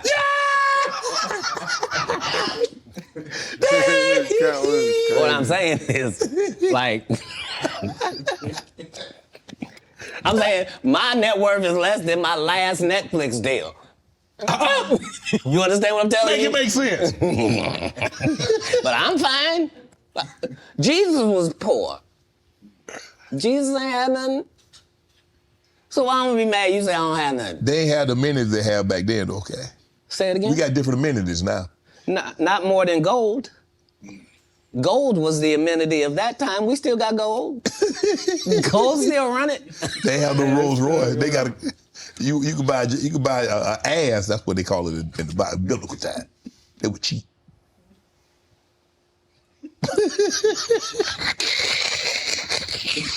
I'm saying, if you really want to say, I'm saying a Cullinan is cheap. So back in the day, I would get my girl a donkey. Today we get her a Cullinan. But I'm saying whatever it is, I'm saying we. I'm saying because what we gonna do? I done already told you, I'm one of the richest people that ever lived. Yes. Only in the fact that when I wake up in the morning, no matter where I am, I don't need nothing. Whatever I need is right around me, and whatever I don't have, it's only just because I don't have it. Yeah. It's not because I can't get it. All I gotta do is want it, and it belongs to me. So because of that, because I'm favored by God, like when I see people's wives and stuff, I don't even look at them. You know what I mean? Like I don't want to look at nothing I don't want to have, because I know how blessed I am. If I look at it, I got it. Yeah. That's how Diddy be feeling. Now, come on, man. Oh, you back on Diddy. We all know where you getting at with that, boy. So you're not supposed to look at anything that you don't want.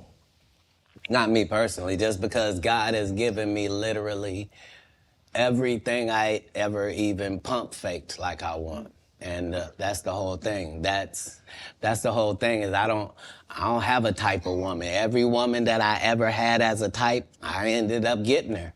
Now she's not the type anymore. Now I understand that every woman is a one of one. Like, you can't really have types. Mm-hmm. What? Because, see how you tried to ask me something about marriage? But then I ain't say nothing about no marriage. Yeah, you did. When you rewind the tape, you let it out. You was like, so you ever gonna get married? And then you took it back. It's okay. It's okay. I wasn't on the photographic memory. Are you?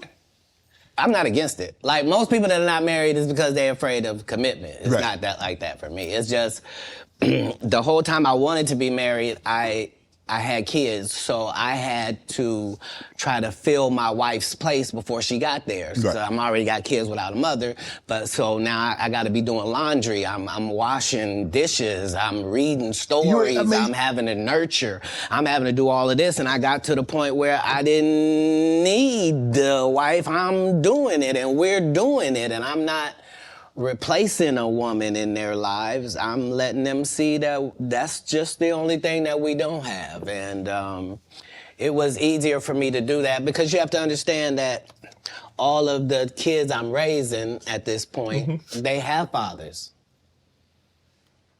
You see? They have a mother. You see? I'm a different person. I'm raising you. And so that needs to be done with the other respect for the others that put work in as well. So yeah, I never had a problem getting married. What's one of the one things you try to teach your kids? I don't teach anybody anything that's over 18. I've done the work I was gonna do. But as kids, I really just tried to teach the things that can't be bought, your integrity, trying to live your life in a way that you yourself could be proud of if you had to look back on it. And I didn't do very good at leading by example, but behind the scenes, that's never what I was pushing. They understood that because of my stance, there was a certain thing that would come my way. And so accountability and responsibility is part of what you're teaching, is that, you know, even if you're doing the greatest thing in the world, there's this thing called no good deed goes unpunished. Like, there's a real Murphy's Law. Like, basically in raising kids, you're just trying to give them a better manual and an outline of how life works than your parents gave you. You know? Right. And so that's how I did it. How do you avoid toxic women? Give me. I mean, because obviously, you know, If you're into it, you like women. stay on it. If you don't, I do. And I probably like toxic ones more than anybody. That's because, I asked you this. hold on, because toxic women are exciting. And that's just a fact. Part of Go toxicity skydiving. is exciting. I'd rather skydive with her. But if you have toxic women, just understand that all monsters are feeding off of something. And if you find out what this toxic woman is feeding off of, you can just begin to turn off her feeding points. And it drives a toxic person crazy, and they'll get away from you. So whatever, if she's truly toxic, there are certain things that she's doing that help fuel her toxicity. You're not noticing it, but it's what it is. Why do you think she watches murder mysteries before she goes to sleep? Why is it always a crime drama playing? And turn it off. Turn it to cartoons. Make it...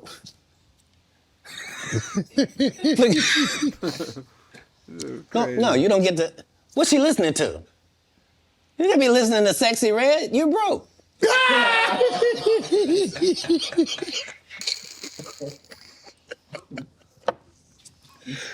Toxic people are trying to get things. They're not being toxic for no reason. They're gaining something out of how they operate. That's why they operate like that, because they get something. As soon as you find that out, you'll be able to cut off what they're getting, and they will leave. Yeah. You were married once. Never. You weren't married? Never in life. So would you have a cohabitation agreement? Never. How? How can I be a single parent and be married? You could, you know, there are people that like were married and then they get divorced and then they become single parents. That's how that works. Yeah, but a person who's never been married means he's never been married. Okay, I'm gonna take your word for it. Why would you need to take my word for it? Hold on. If I had been married, wouldn't have somebody said who she was? No. It might have been a long time ago. Nope. I've never not been famous, sir. I just worked the story out to you. I don't have no hidden mysteries in my life. That was Jesus. I don't have no periods in my life where it's unaccounted for. No. That person that said that was a liar. I got a case right now in LA. This lady saying she was my assistant for 14 years, and I heard her or something like that. Never worked for me, not a day in my life. Liars lie because they want to. But people always say, why would they lie? No, there are several women have said they was married to me. It's just when it went to court, they had to say, I was married to him spiritually. You shut up. How you gonna be married to me? My kids don't know you. Answer me that. So do you have a problem? Do you have a problem bringing women around your kids? No, not then or now. I've always lived with several women. Like, I'm known for several? That. Yeah. Like more than one? I've already told you that I prefer the company of women to the company of men. So if I told you that me and a couple dudes on my staff sometimes have to cohabitate, nobody finds a problem with that. Yeah, so it's me and 3 ladies cohabitating because that's how the business gets done. Like, I don't want a chef that scratches his nuts before he cooks. I don't. No disrespect to these guys that go around with these large male-only groupings, but that's not my episode of Entourage. Man, you were approached by 7 gunmen. You were robbed, shot in the thigh. Say it again? You were robbed once, correct? No, I never been robbed. You didn't get robbed. You didn't get approached by gunmen trying to get robbed? They didn't take anything. I wasn't even the target? I wasn't even who they were talking to. And not because I say that. Because if you look at what time period it is, I'm not even making $5,000 a year. So robbing me wasn't the answer. This is before Oklahoma. You talking about a terrible condition. They'd have been disappointed thinking they'd get something off of you, huh? If they'd have robbed you. Look, In 3 cities, it's legendary that Katt Williams would walk down our streets with his baby in a baby stroller, with a diaper bag, with a gun in a diaper bag. The only thing I need is a pass. Don't mess with me and just let me go about my business. I'm living in Inglewood, Compton. I'm living in Manchester and Western. I'm in LA, the gang capital of the world, but never robbed. Because why? I'm not pretending to be something I'm not. You think I'm a blood. You think I'm a Crip. I'm from Ohio. I'm a comedian. I ain't none of them fights, man. I make I'm money. trying to do something out here. And not only do I not judge what you doing, I'm not trying to be involved. Right. That's the difference. That's where the respect comes from. Two, you're touring right now, the Dark Matter tour. Yeah.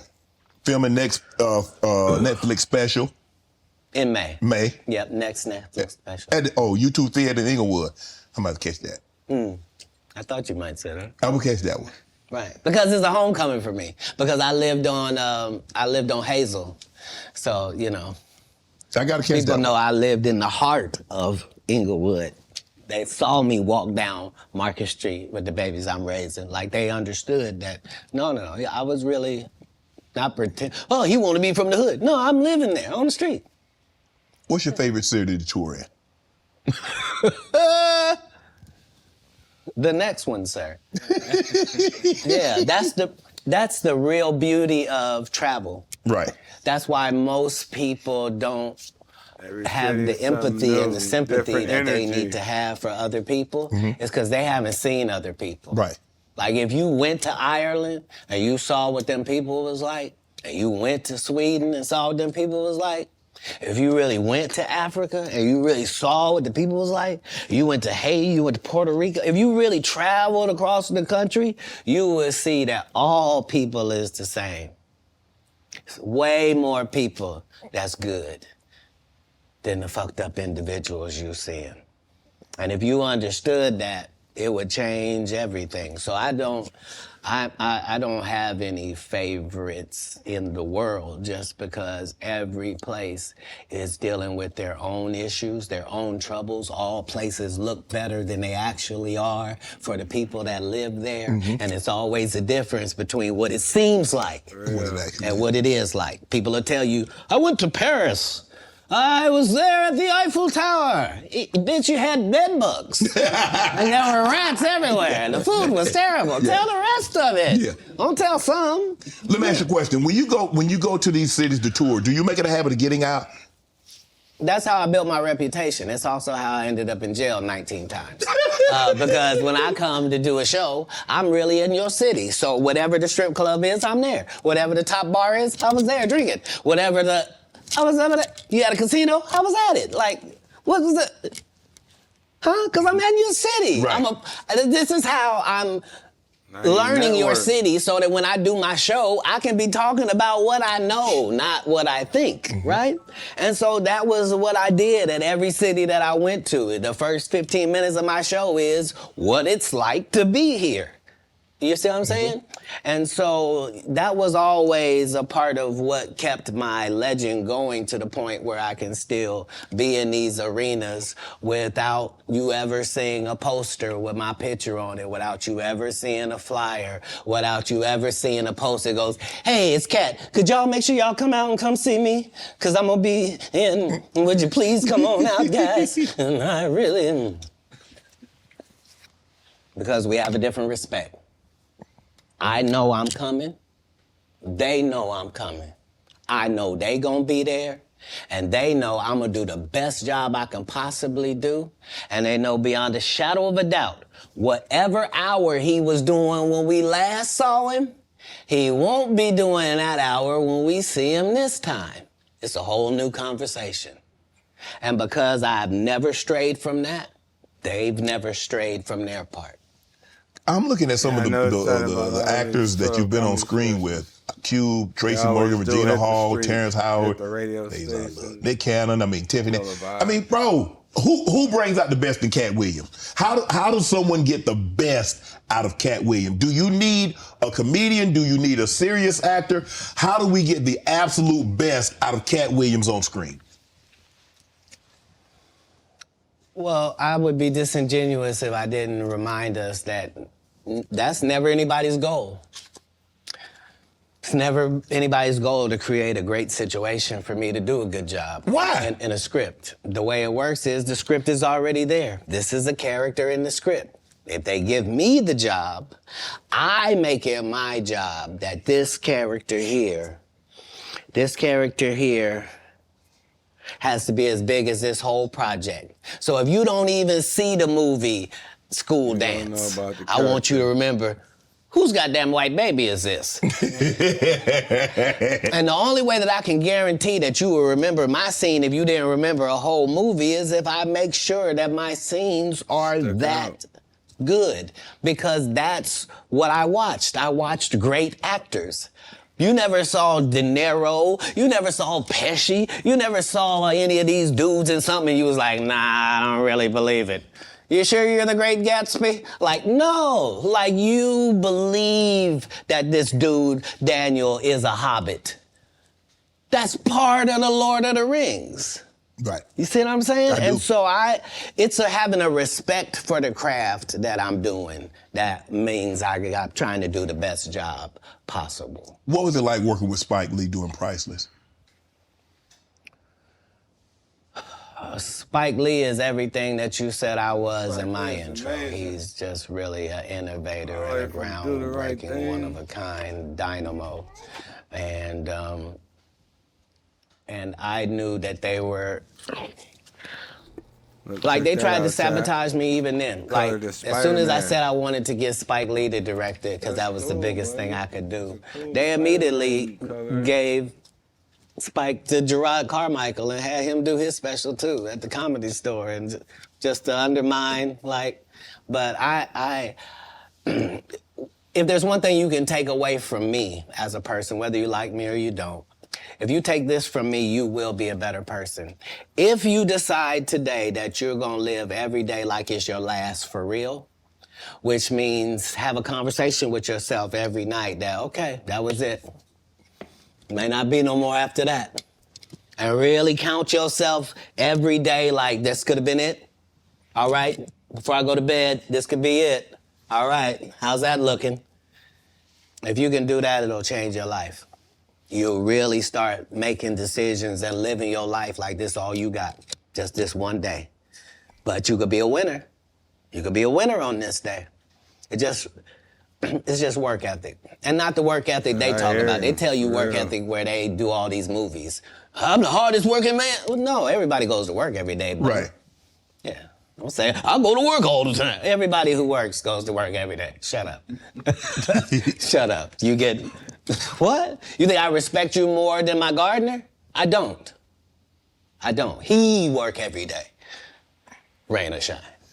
I don't know if you saw this, but Taraji P. Henson got extremely emotional the other day. She was giving an interview. Yes. And saying that they're vastly underpaid and say the math is not mathing. They get X amount of dollars by the time Uncle Sam get his cut, by the time the agency get their cut, and what you see they were supposed to get is a fraction of that. Where do you come down on that, Katt? It was the saddest thing ever, because imagine being in your genre, in your sub-niche, whatever it is. Imagine being in your lane. Imagine being one of the very top of your lane.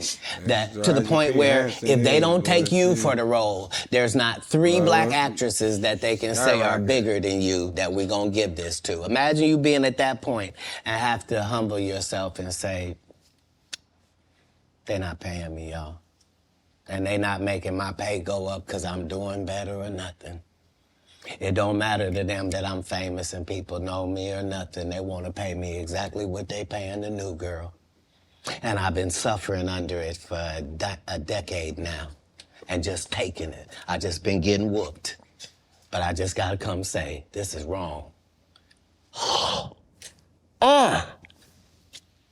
We should be ashamed. But this is a country where we don't pay the teachers and then we say the kids is the most important thing. You can't have both of them. If you do that, we're going to end up with a generation that can't read. Guess what? Generation Z and A can't read. Why? Because who was giving them a book? We gave them an iPad or a phone, and now The letters don't mean there's no cursive writing. Right. Sorry about that. So yeah, this is what period of time it's in. It's the period where the victims get to say, they've been hurting me for a long time. And I just ain't said nothing because I was trying to be strong and I didn't want to shame anybody. When our people call out for help, we gotta understand. You know what I mean? Like we put too much pressure on Tyler Perry. Mm-hmm. You know what I mean? He ain't put nobody on. The people that been in his productions, they not famous. All of them can walk through the mall without security. Be what you gonna be, but put your people on. If you a gay person and you in there, put some other gay people on. Put somebody on. Or don't be wondering why people keep saying gatekeepers. Because clearly, y'all are keeping these gates. Clearly. Wilding Out. How difficult was it for Nick Cannon to get you on, and what was that experience like? I've known Nick Cannon since he was a teenager. He had to have his... He in the comedy club, if you're underage, you can't be in the regular club. You had to be in the kitchen. Right. So I was the master of the kitchen every comedy place because I got a child, and my child is back here in this place while I go on stage. Right. So I've known Nick Cannon since he was 14. Nick Cannon has never called and asked me to do one single thing, and I turned him down because I've known him since he was a young black child in Hollywood. Wow. So what I did in Wildin' Out was to be his protector and to be his voice with hip hop. So the whole thing was the thing that he was trying to do had never been done before. You can't bring 6 comics in and let 6 comics talk shit about 6 rappers because the 6 rappers will beat the 6 comics' ass. Right. You would have to have a comic that could actually stand in between and go, look, we comics, we gonna say what we gonna say, y'all gonna take it and understand it's a joke. If you wanna fight, we fight before the show. So you can go out there with your black eye. We're not gonna do it comedically. This is what needed to take place in order for it to be successful, which is why it had already aired and didn't work. And then suddenly when it comes back with me, it suddenly works. Because respect has to be in there as well. If you're trying to do it with Kevin Hart, you and him gonna get run over. You a teenager, he 5'2". Like, what's gonna happen? Who are some of your favorite young comedians? I haven't seen a young comedian I don't like.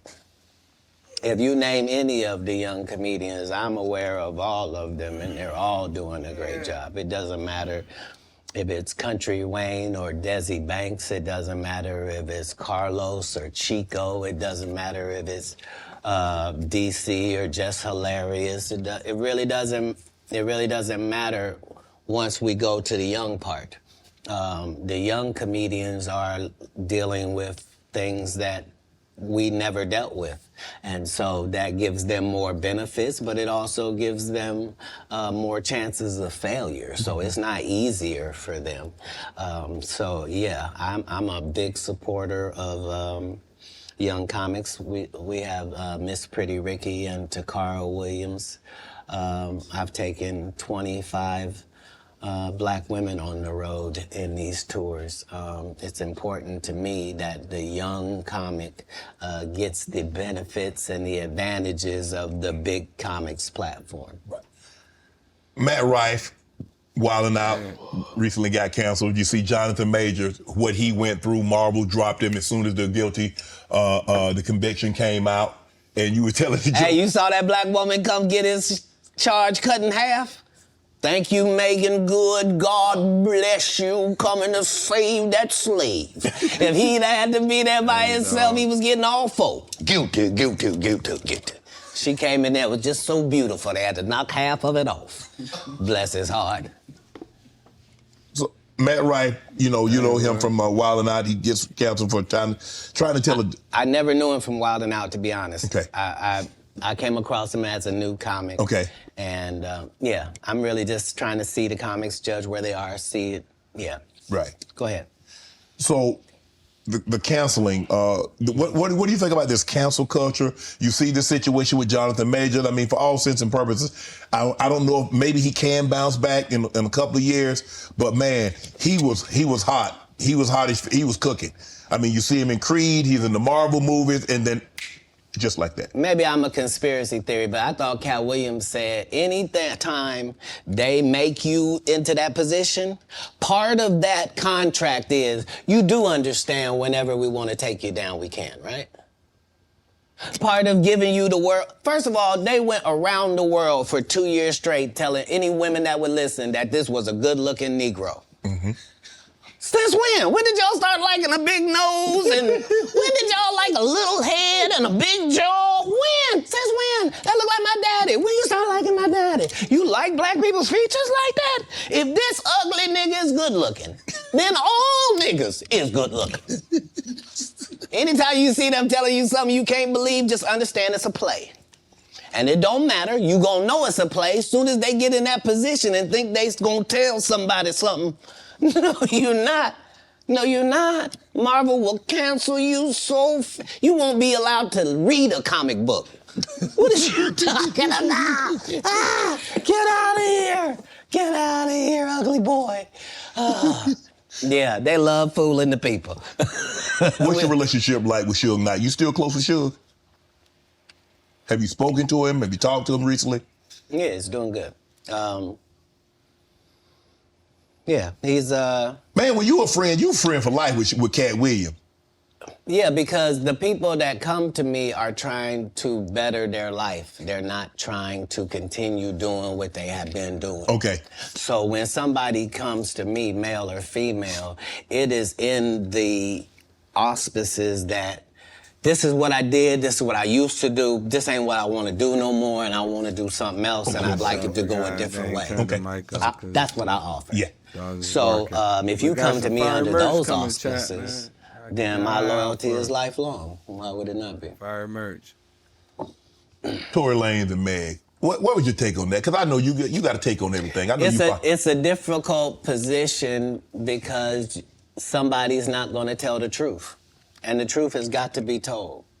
In all circumstances, the truth has got to be told. So if you don't want to say she shot her, then you shot her. And that's the end of that. Wow. You said have you ever spent time in jail? 30 times. 30 times. When you was in there, what was going through your mind, Katt? What did I mean, some people like, man, I had an opportunity to reflect, and I was like, man, this ain't the place for me. I ain't coming back here. When you in, so what? I've never been in jail, and it was my decision to be there. If it's dangerous to be in the hood and you have to have a gun on you for protection, and it's either be judged by 12 or carried by 6, I'm always gonna have my heater on me. So if you want to tell me that you're gonna pull me over 15 times looking for it, I'm gonna tell you 15 times you're gonna find it. Unfortunately, I smoke cigarettes and weed. See, people don't live by that. Listen to hear what he said. I'm judged by 12 or carried by 6. I'm always gonna have my heater on me. So if you want to tell me that you're gonna pull me over 15 times looking for it, I'm gonna tell you 15 times you're gonna find it. Unfortunately, I smoke cigarettes and weed. If you catch me 15 times I'm gonna have it on me. What do you think I'm in jail thinking? Oh, I done fuck up. Damn these decisions. I'm not gonna protect my life at all when I get out of here. Fuck it, let them do what they want to do to me. No, when I'm in there, I'm fine, and I'm understanding that I'm put here for a reason, and the people that get joy off me being in here are really gonna look stupid because I'm finna be free, because you gotta be setting this up. I'm never anywhere to get anything. You don't know I just made $300,000 in your city. That's why you think I might be out here as a ne'er-do-well.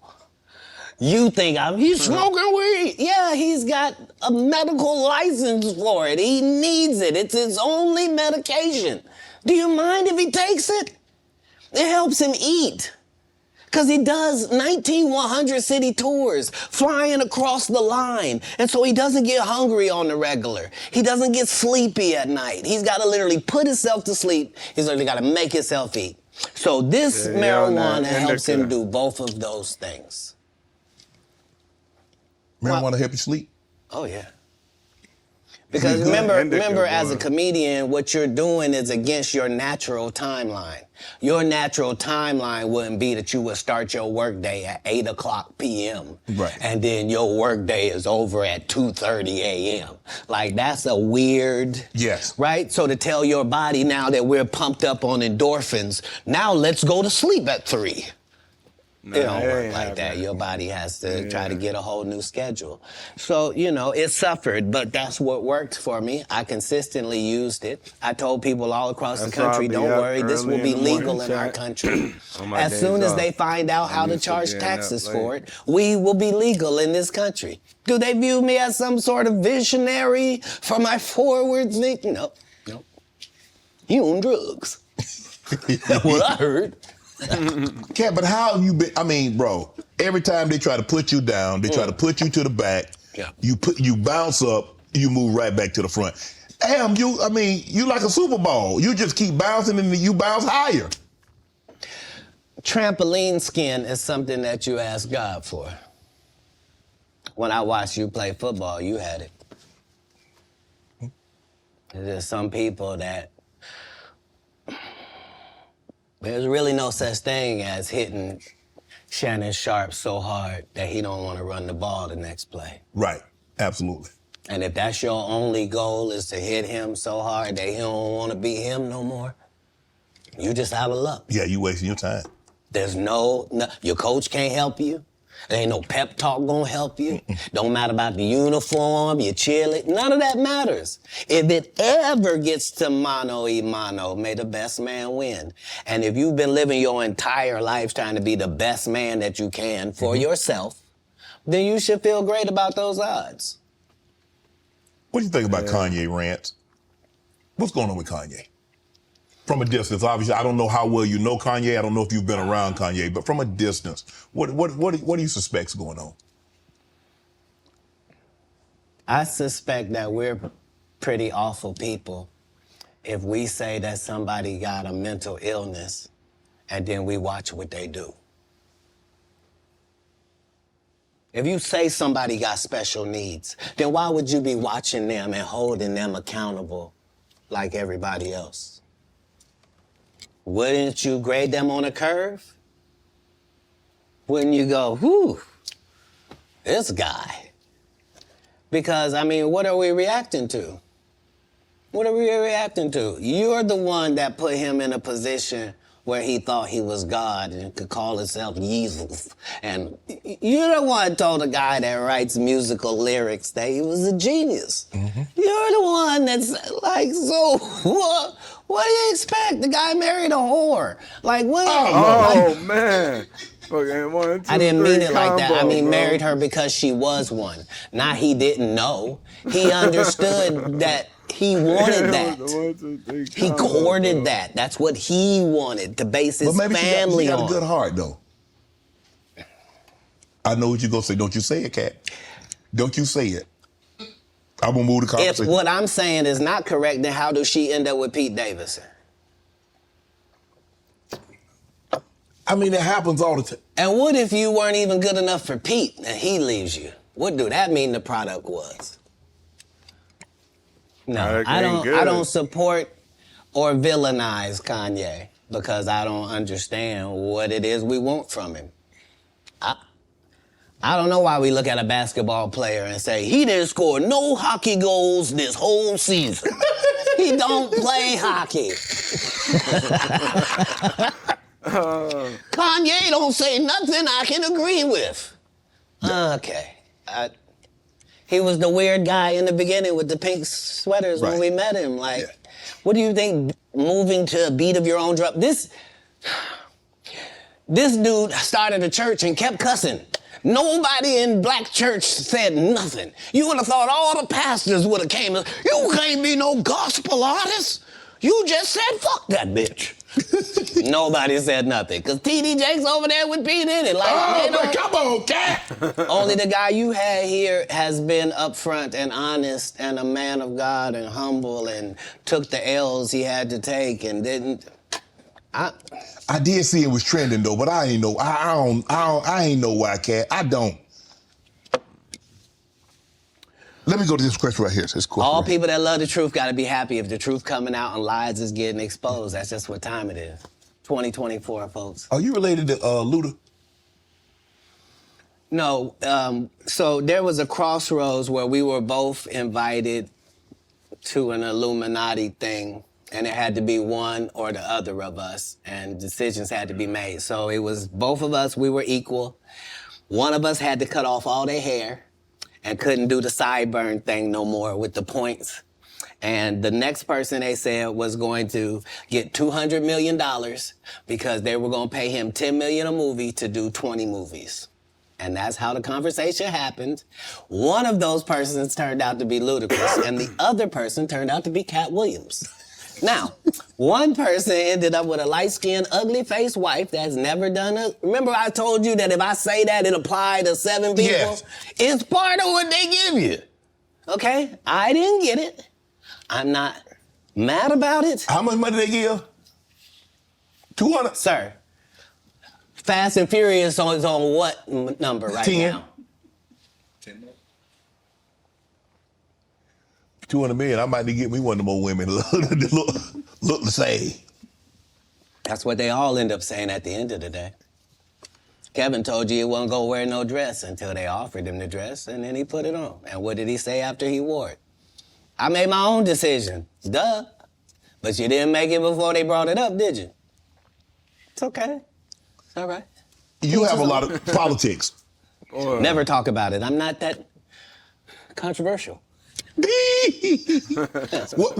are we go? Where are we headed, Katt? This is sad. We've never been here before. We've never been at the point where neither option is good for us in real life. No. This is a different conversation. This is, would you rather go back with your ex or would you rather go back with the person before them? Both bad options. Both bad options. Like, one guy can barely put his sentences together, and the other guy will put sentences together from whatever he's read or whoever told him. Like, but how did we get here? How did we get here? All division divides. There's no way around that. All division divides. Politics, even in the beginning when our Constitution was drawn up, the two parties was not what they had in mind. No. They always thought that it would be two main and another independent party. They always assumed the independent party would be just as strong as the others. A lot of that just didn't happen. And that's what I've learned more from comedy is that Republicans laugh at the exact same thing that Democrats laugh at. As long as I'm talking to Democrats, I can make them laugh for 1 hour straight about what Republicans do. By the same token, I can go talk to Republicans for 1 whole hour and have them dying about the stuff that Democrats do. But at the end of the day, who does that? Yeah, your team got an offense and a defense. They're not supposed to be enemies. The enemy is the other side. Well, you can't do politics like that.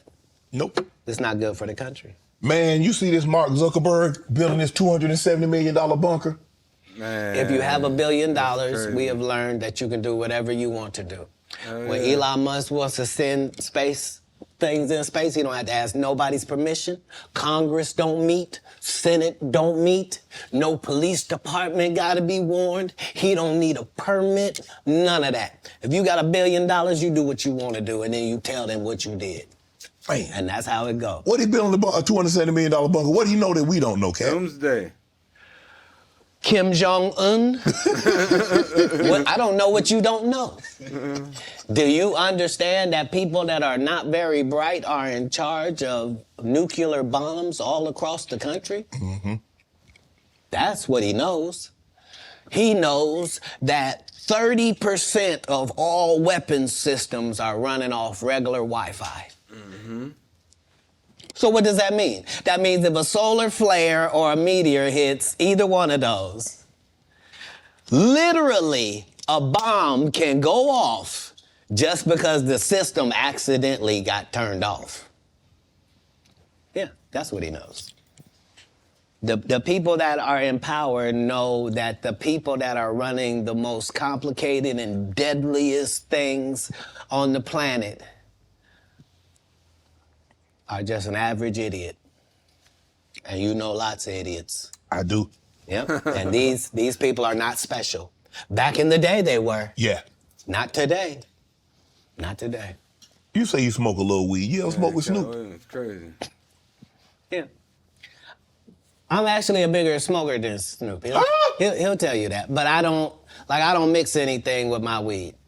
I just do weed, right? So, nobody has... That minimum, I mean, Nobody does 20 blunts a day like me for 30 years. Like I was the first person to have a weed roller, like somebody whose job it was. Like I haven't rolled a blunt in 20 years. You probably like if you go, I'm saying I prefer the saliva of ladies. Oh my goodness. No, understand what I'm saying. If for a blunt, it's necessary for it to get lit, right?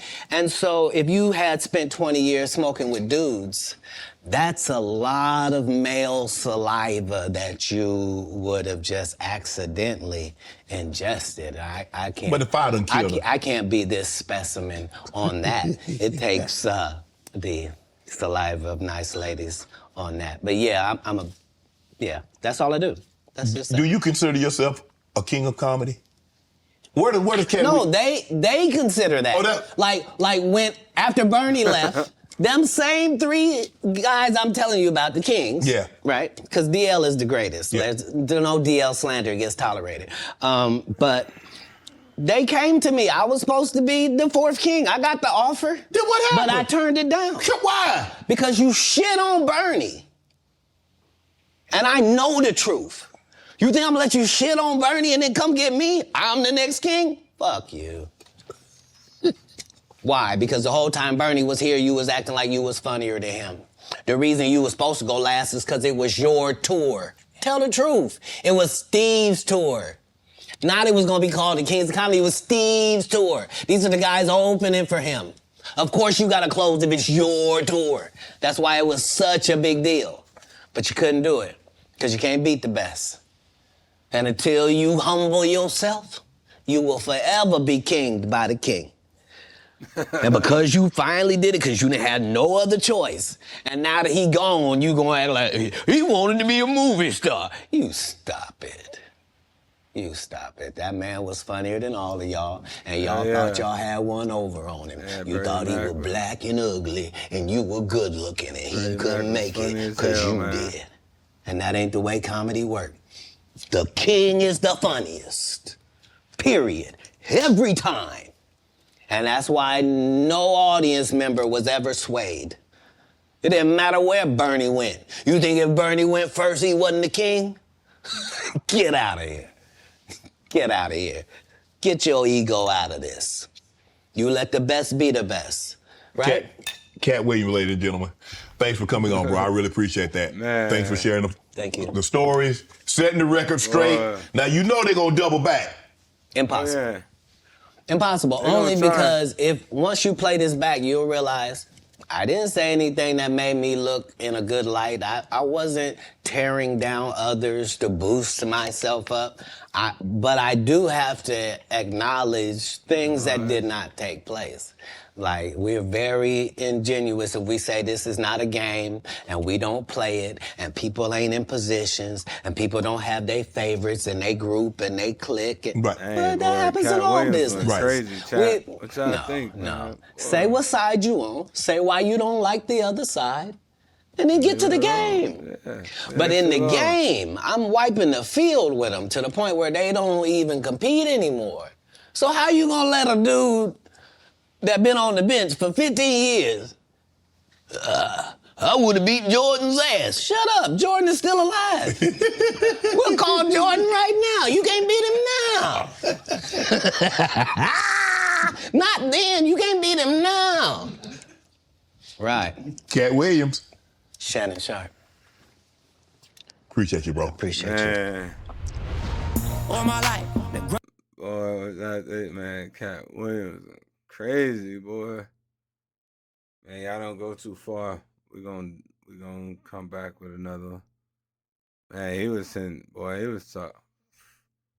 Man, he was talking about a whole bunch of people, boy. They gonna mess around. He gonna get blackballed again, boy. They gonna blackball his ass from comedy for good this time, boy.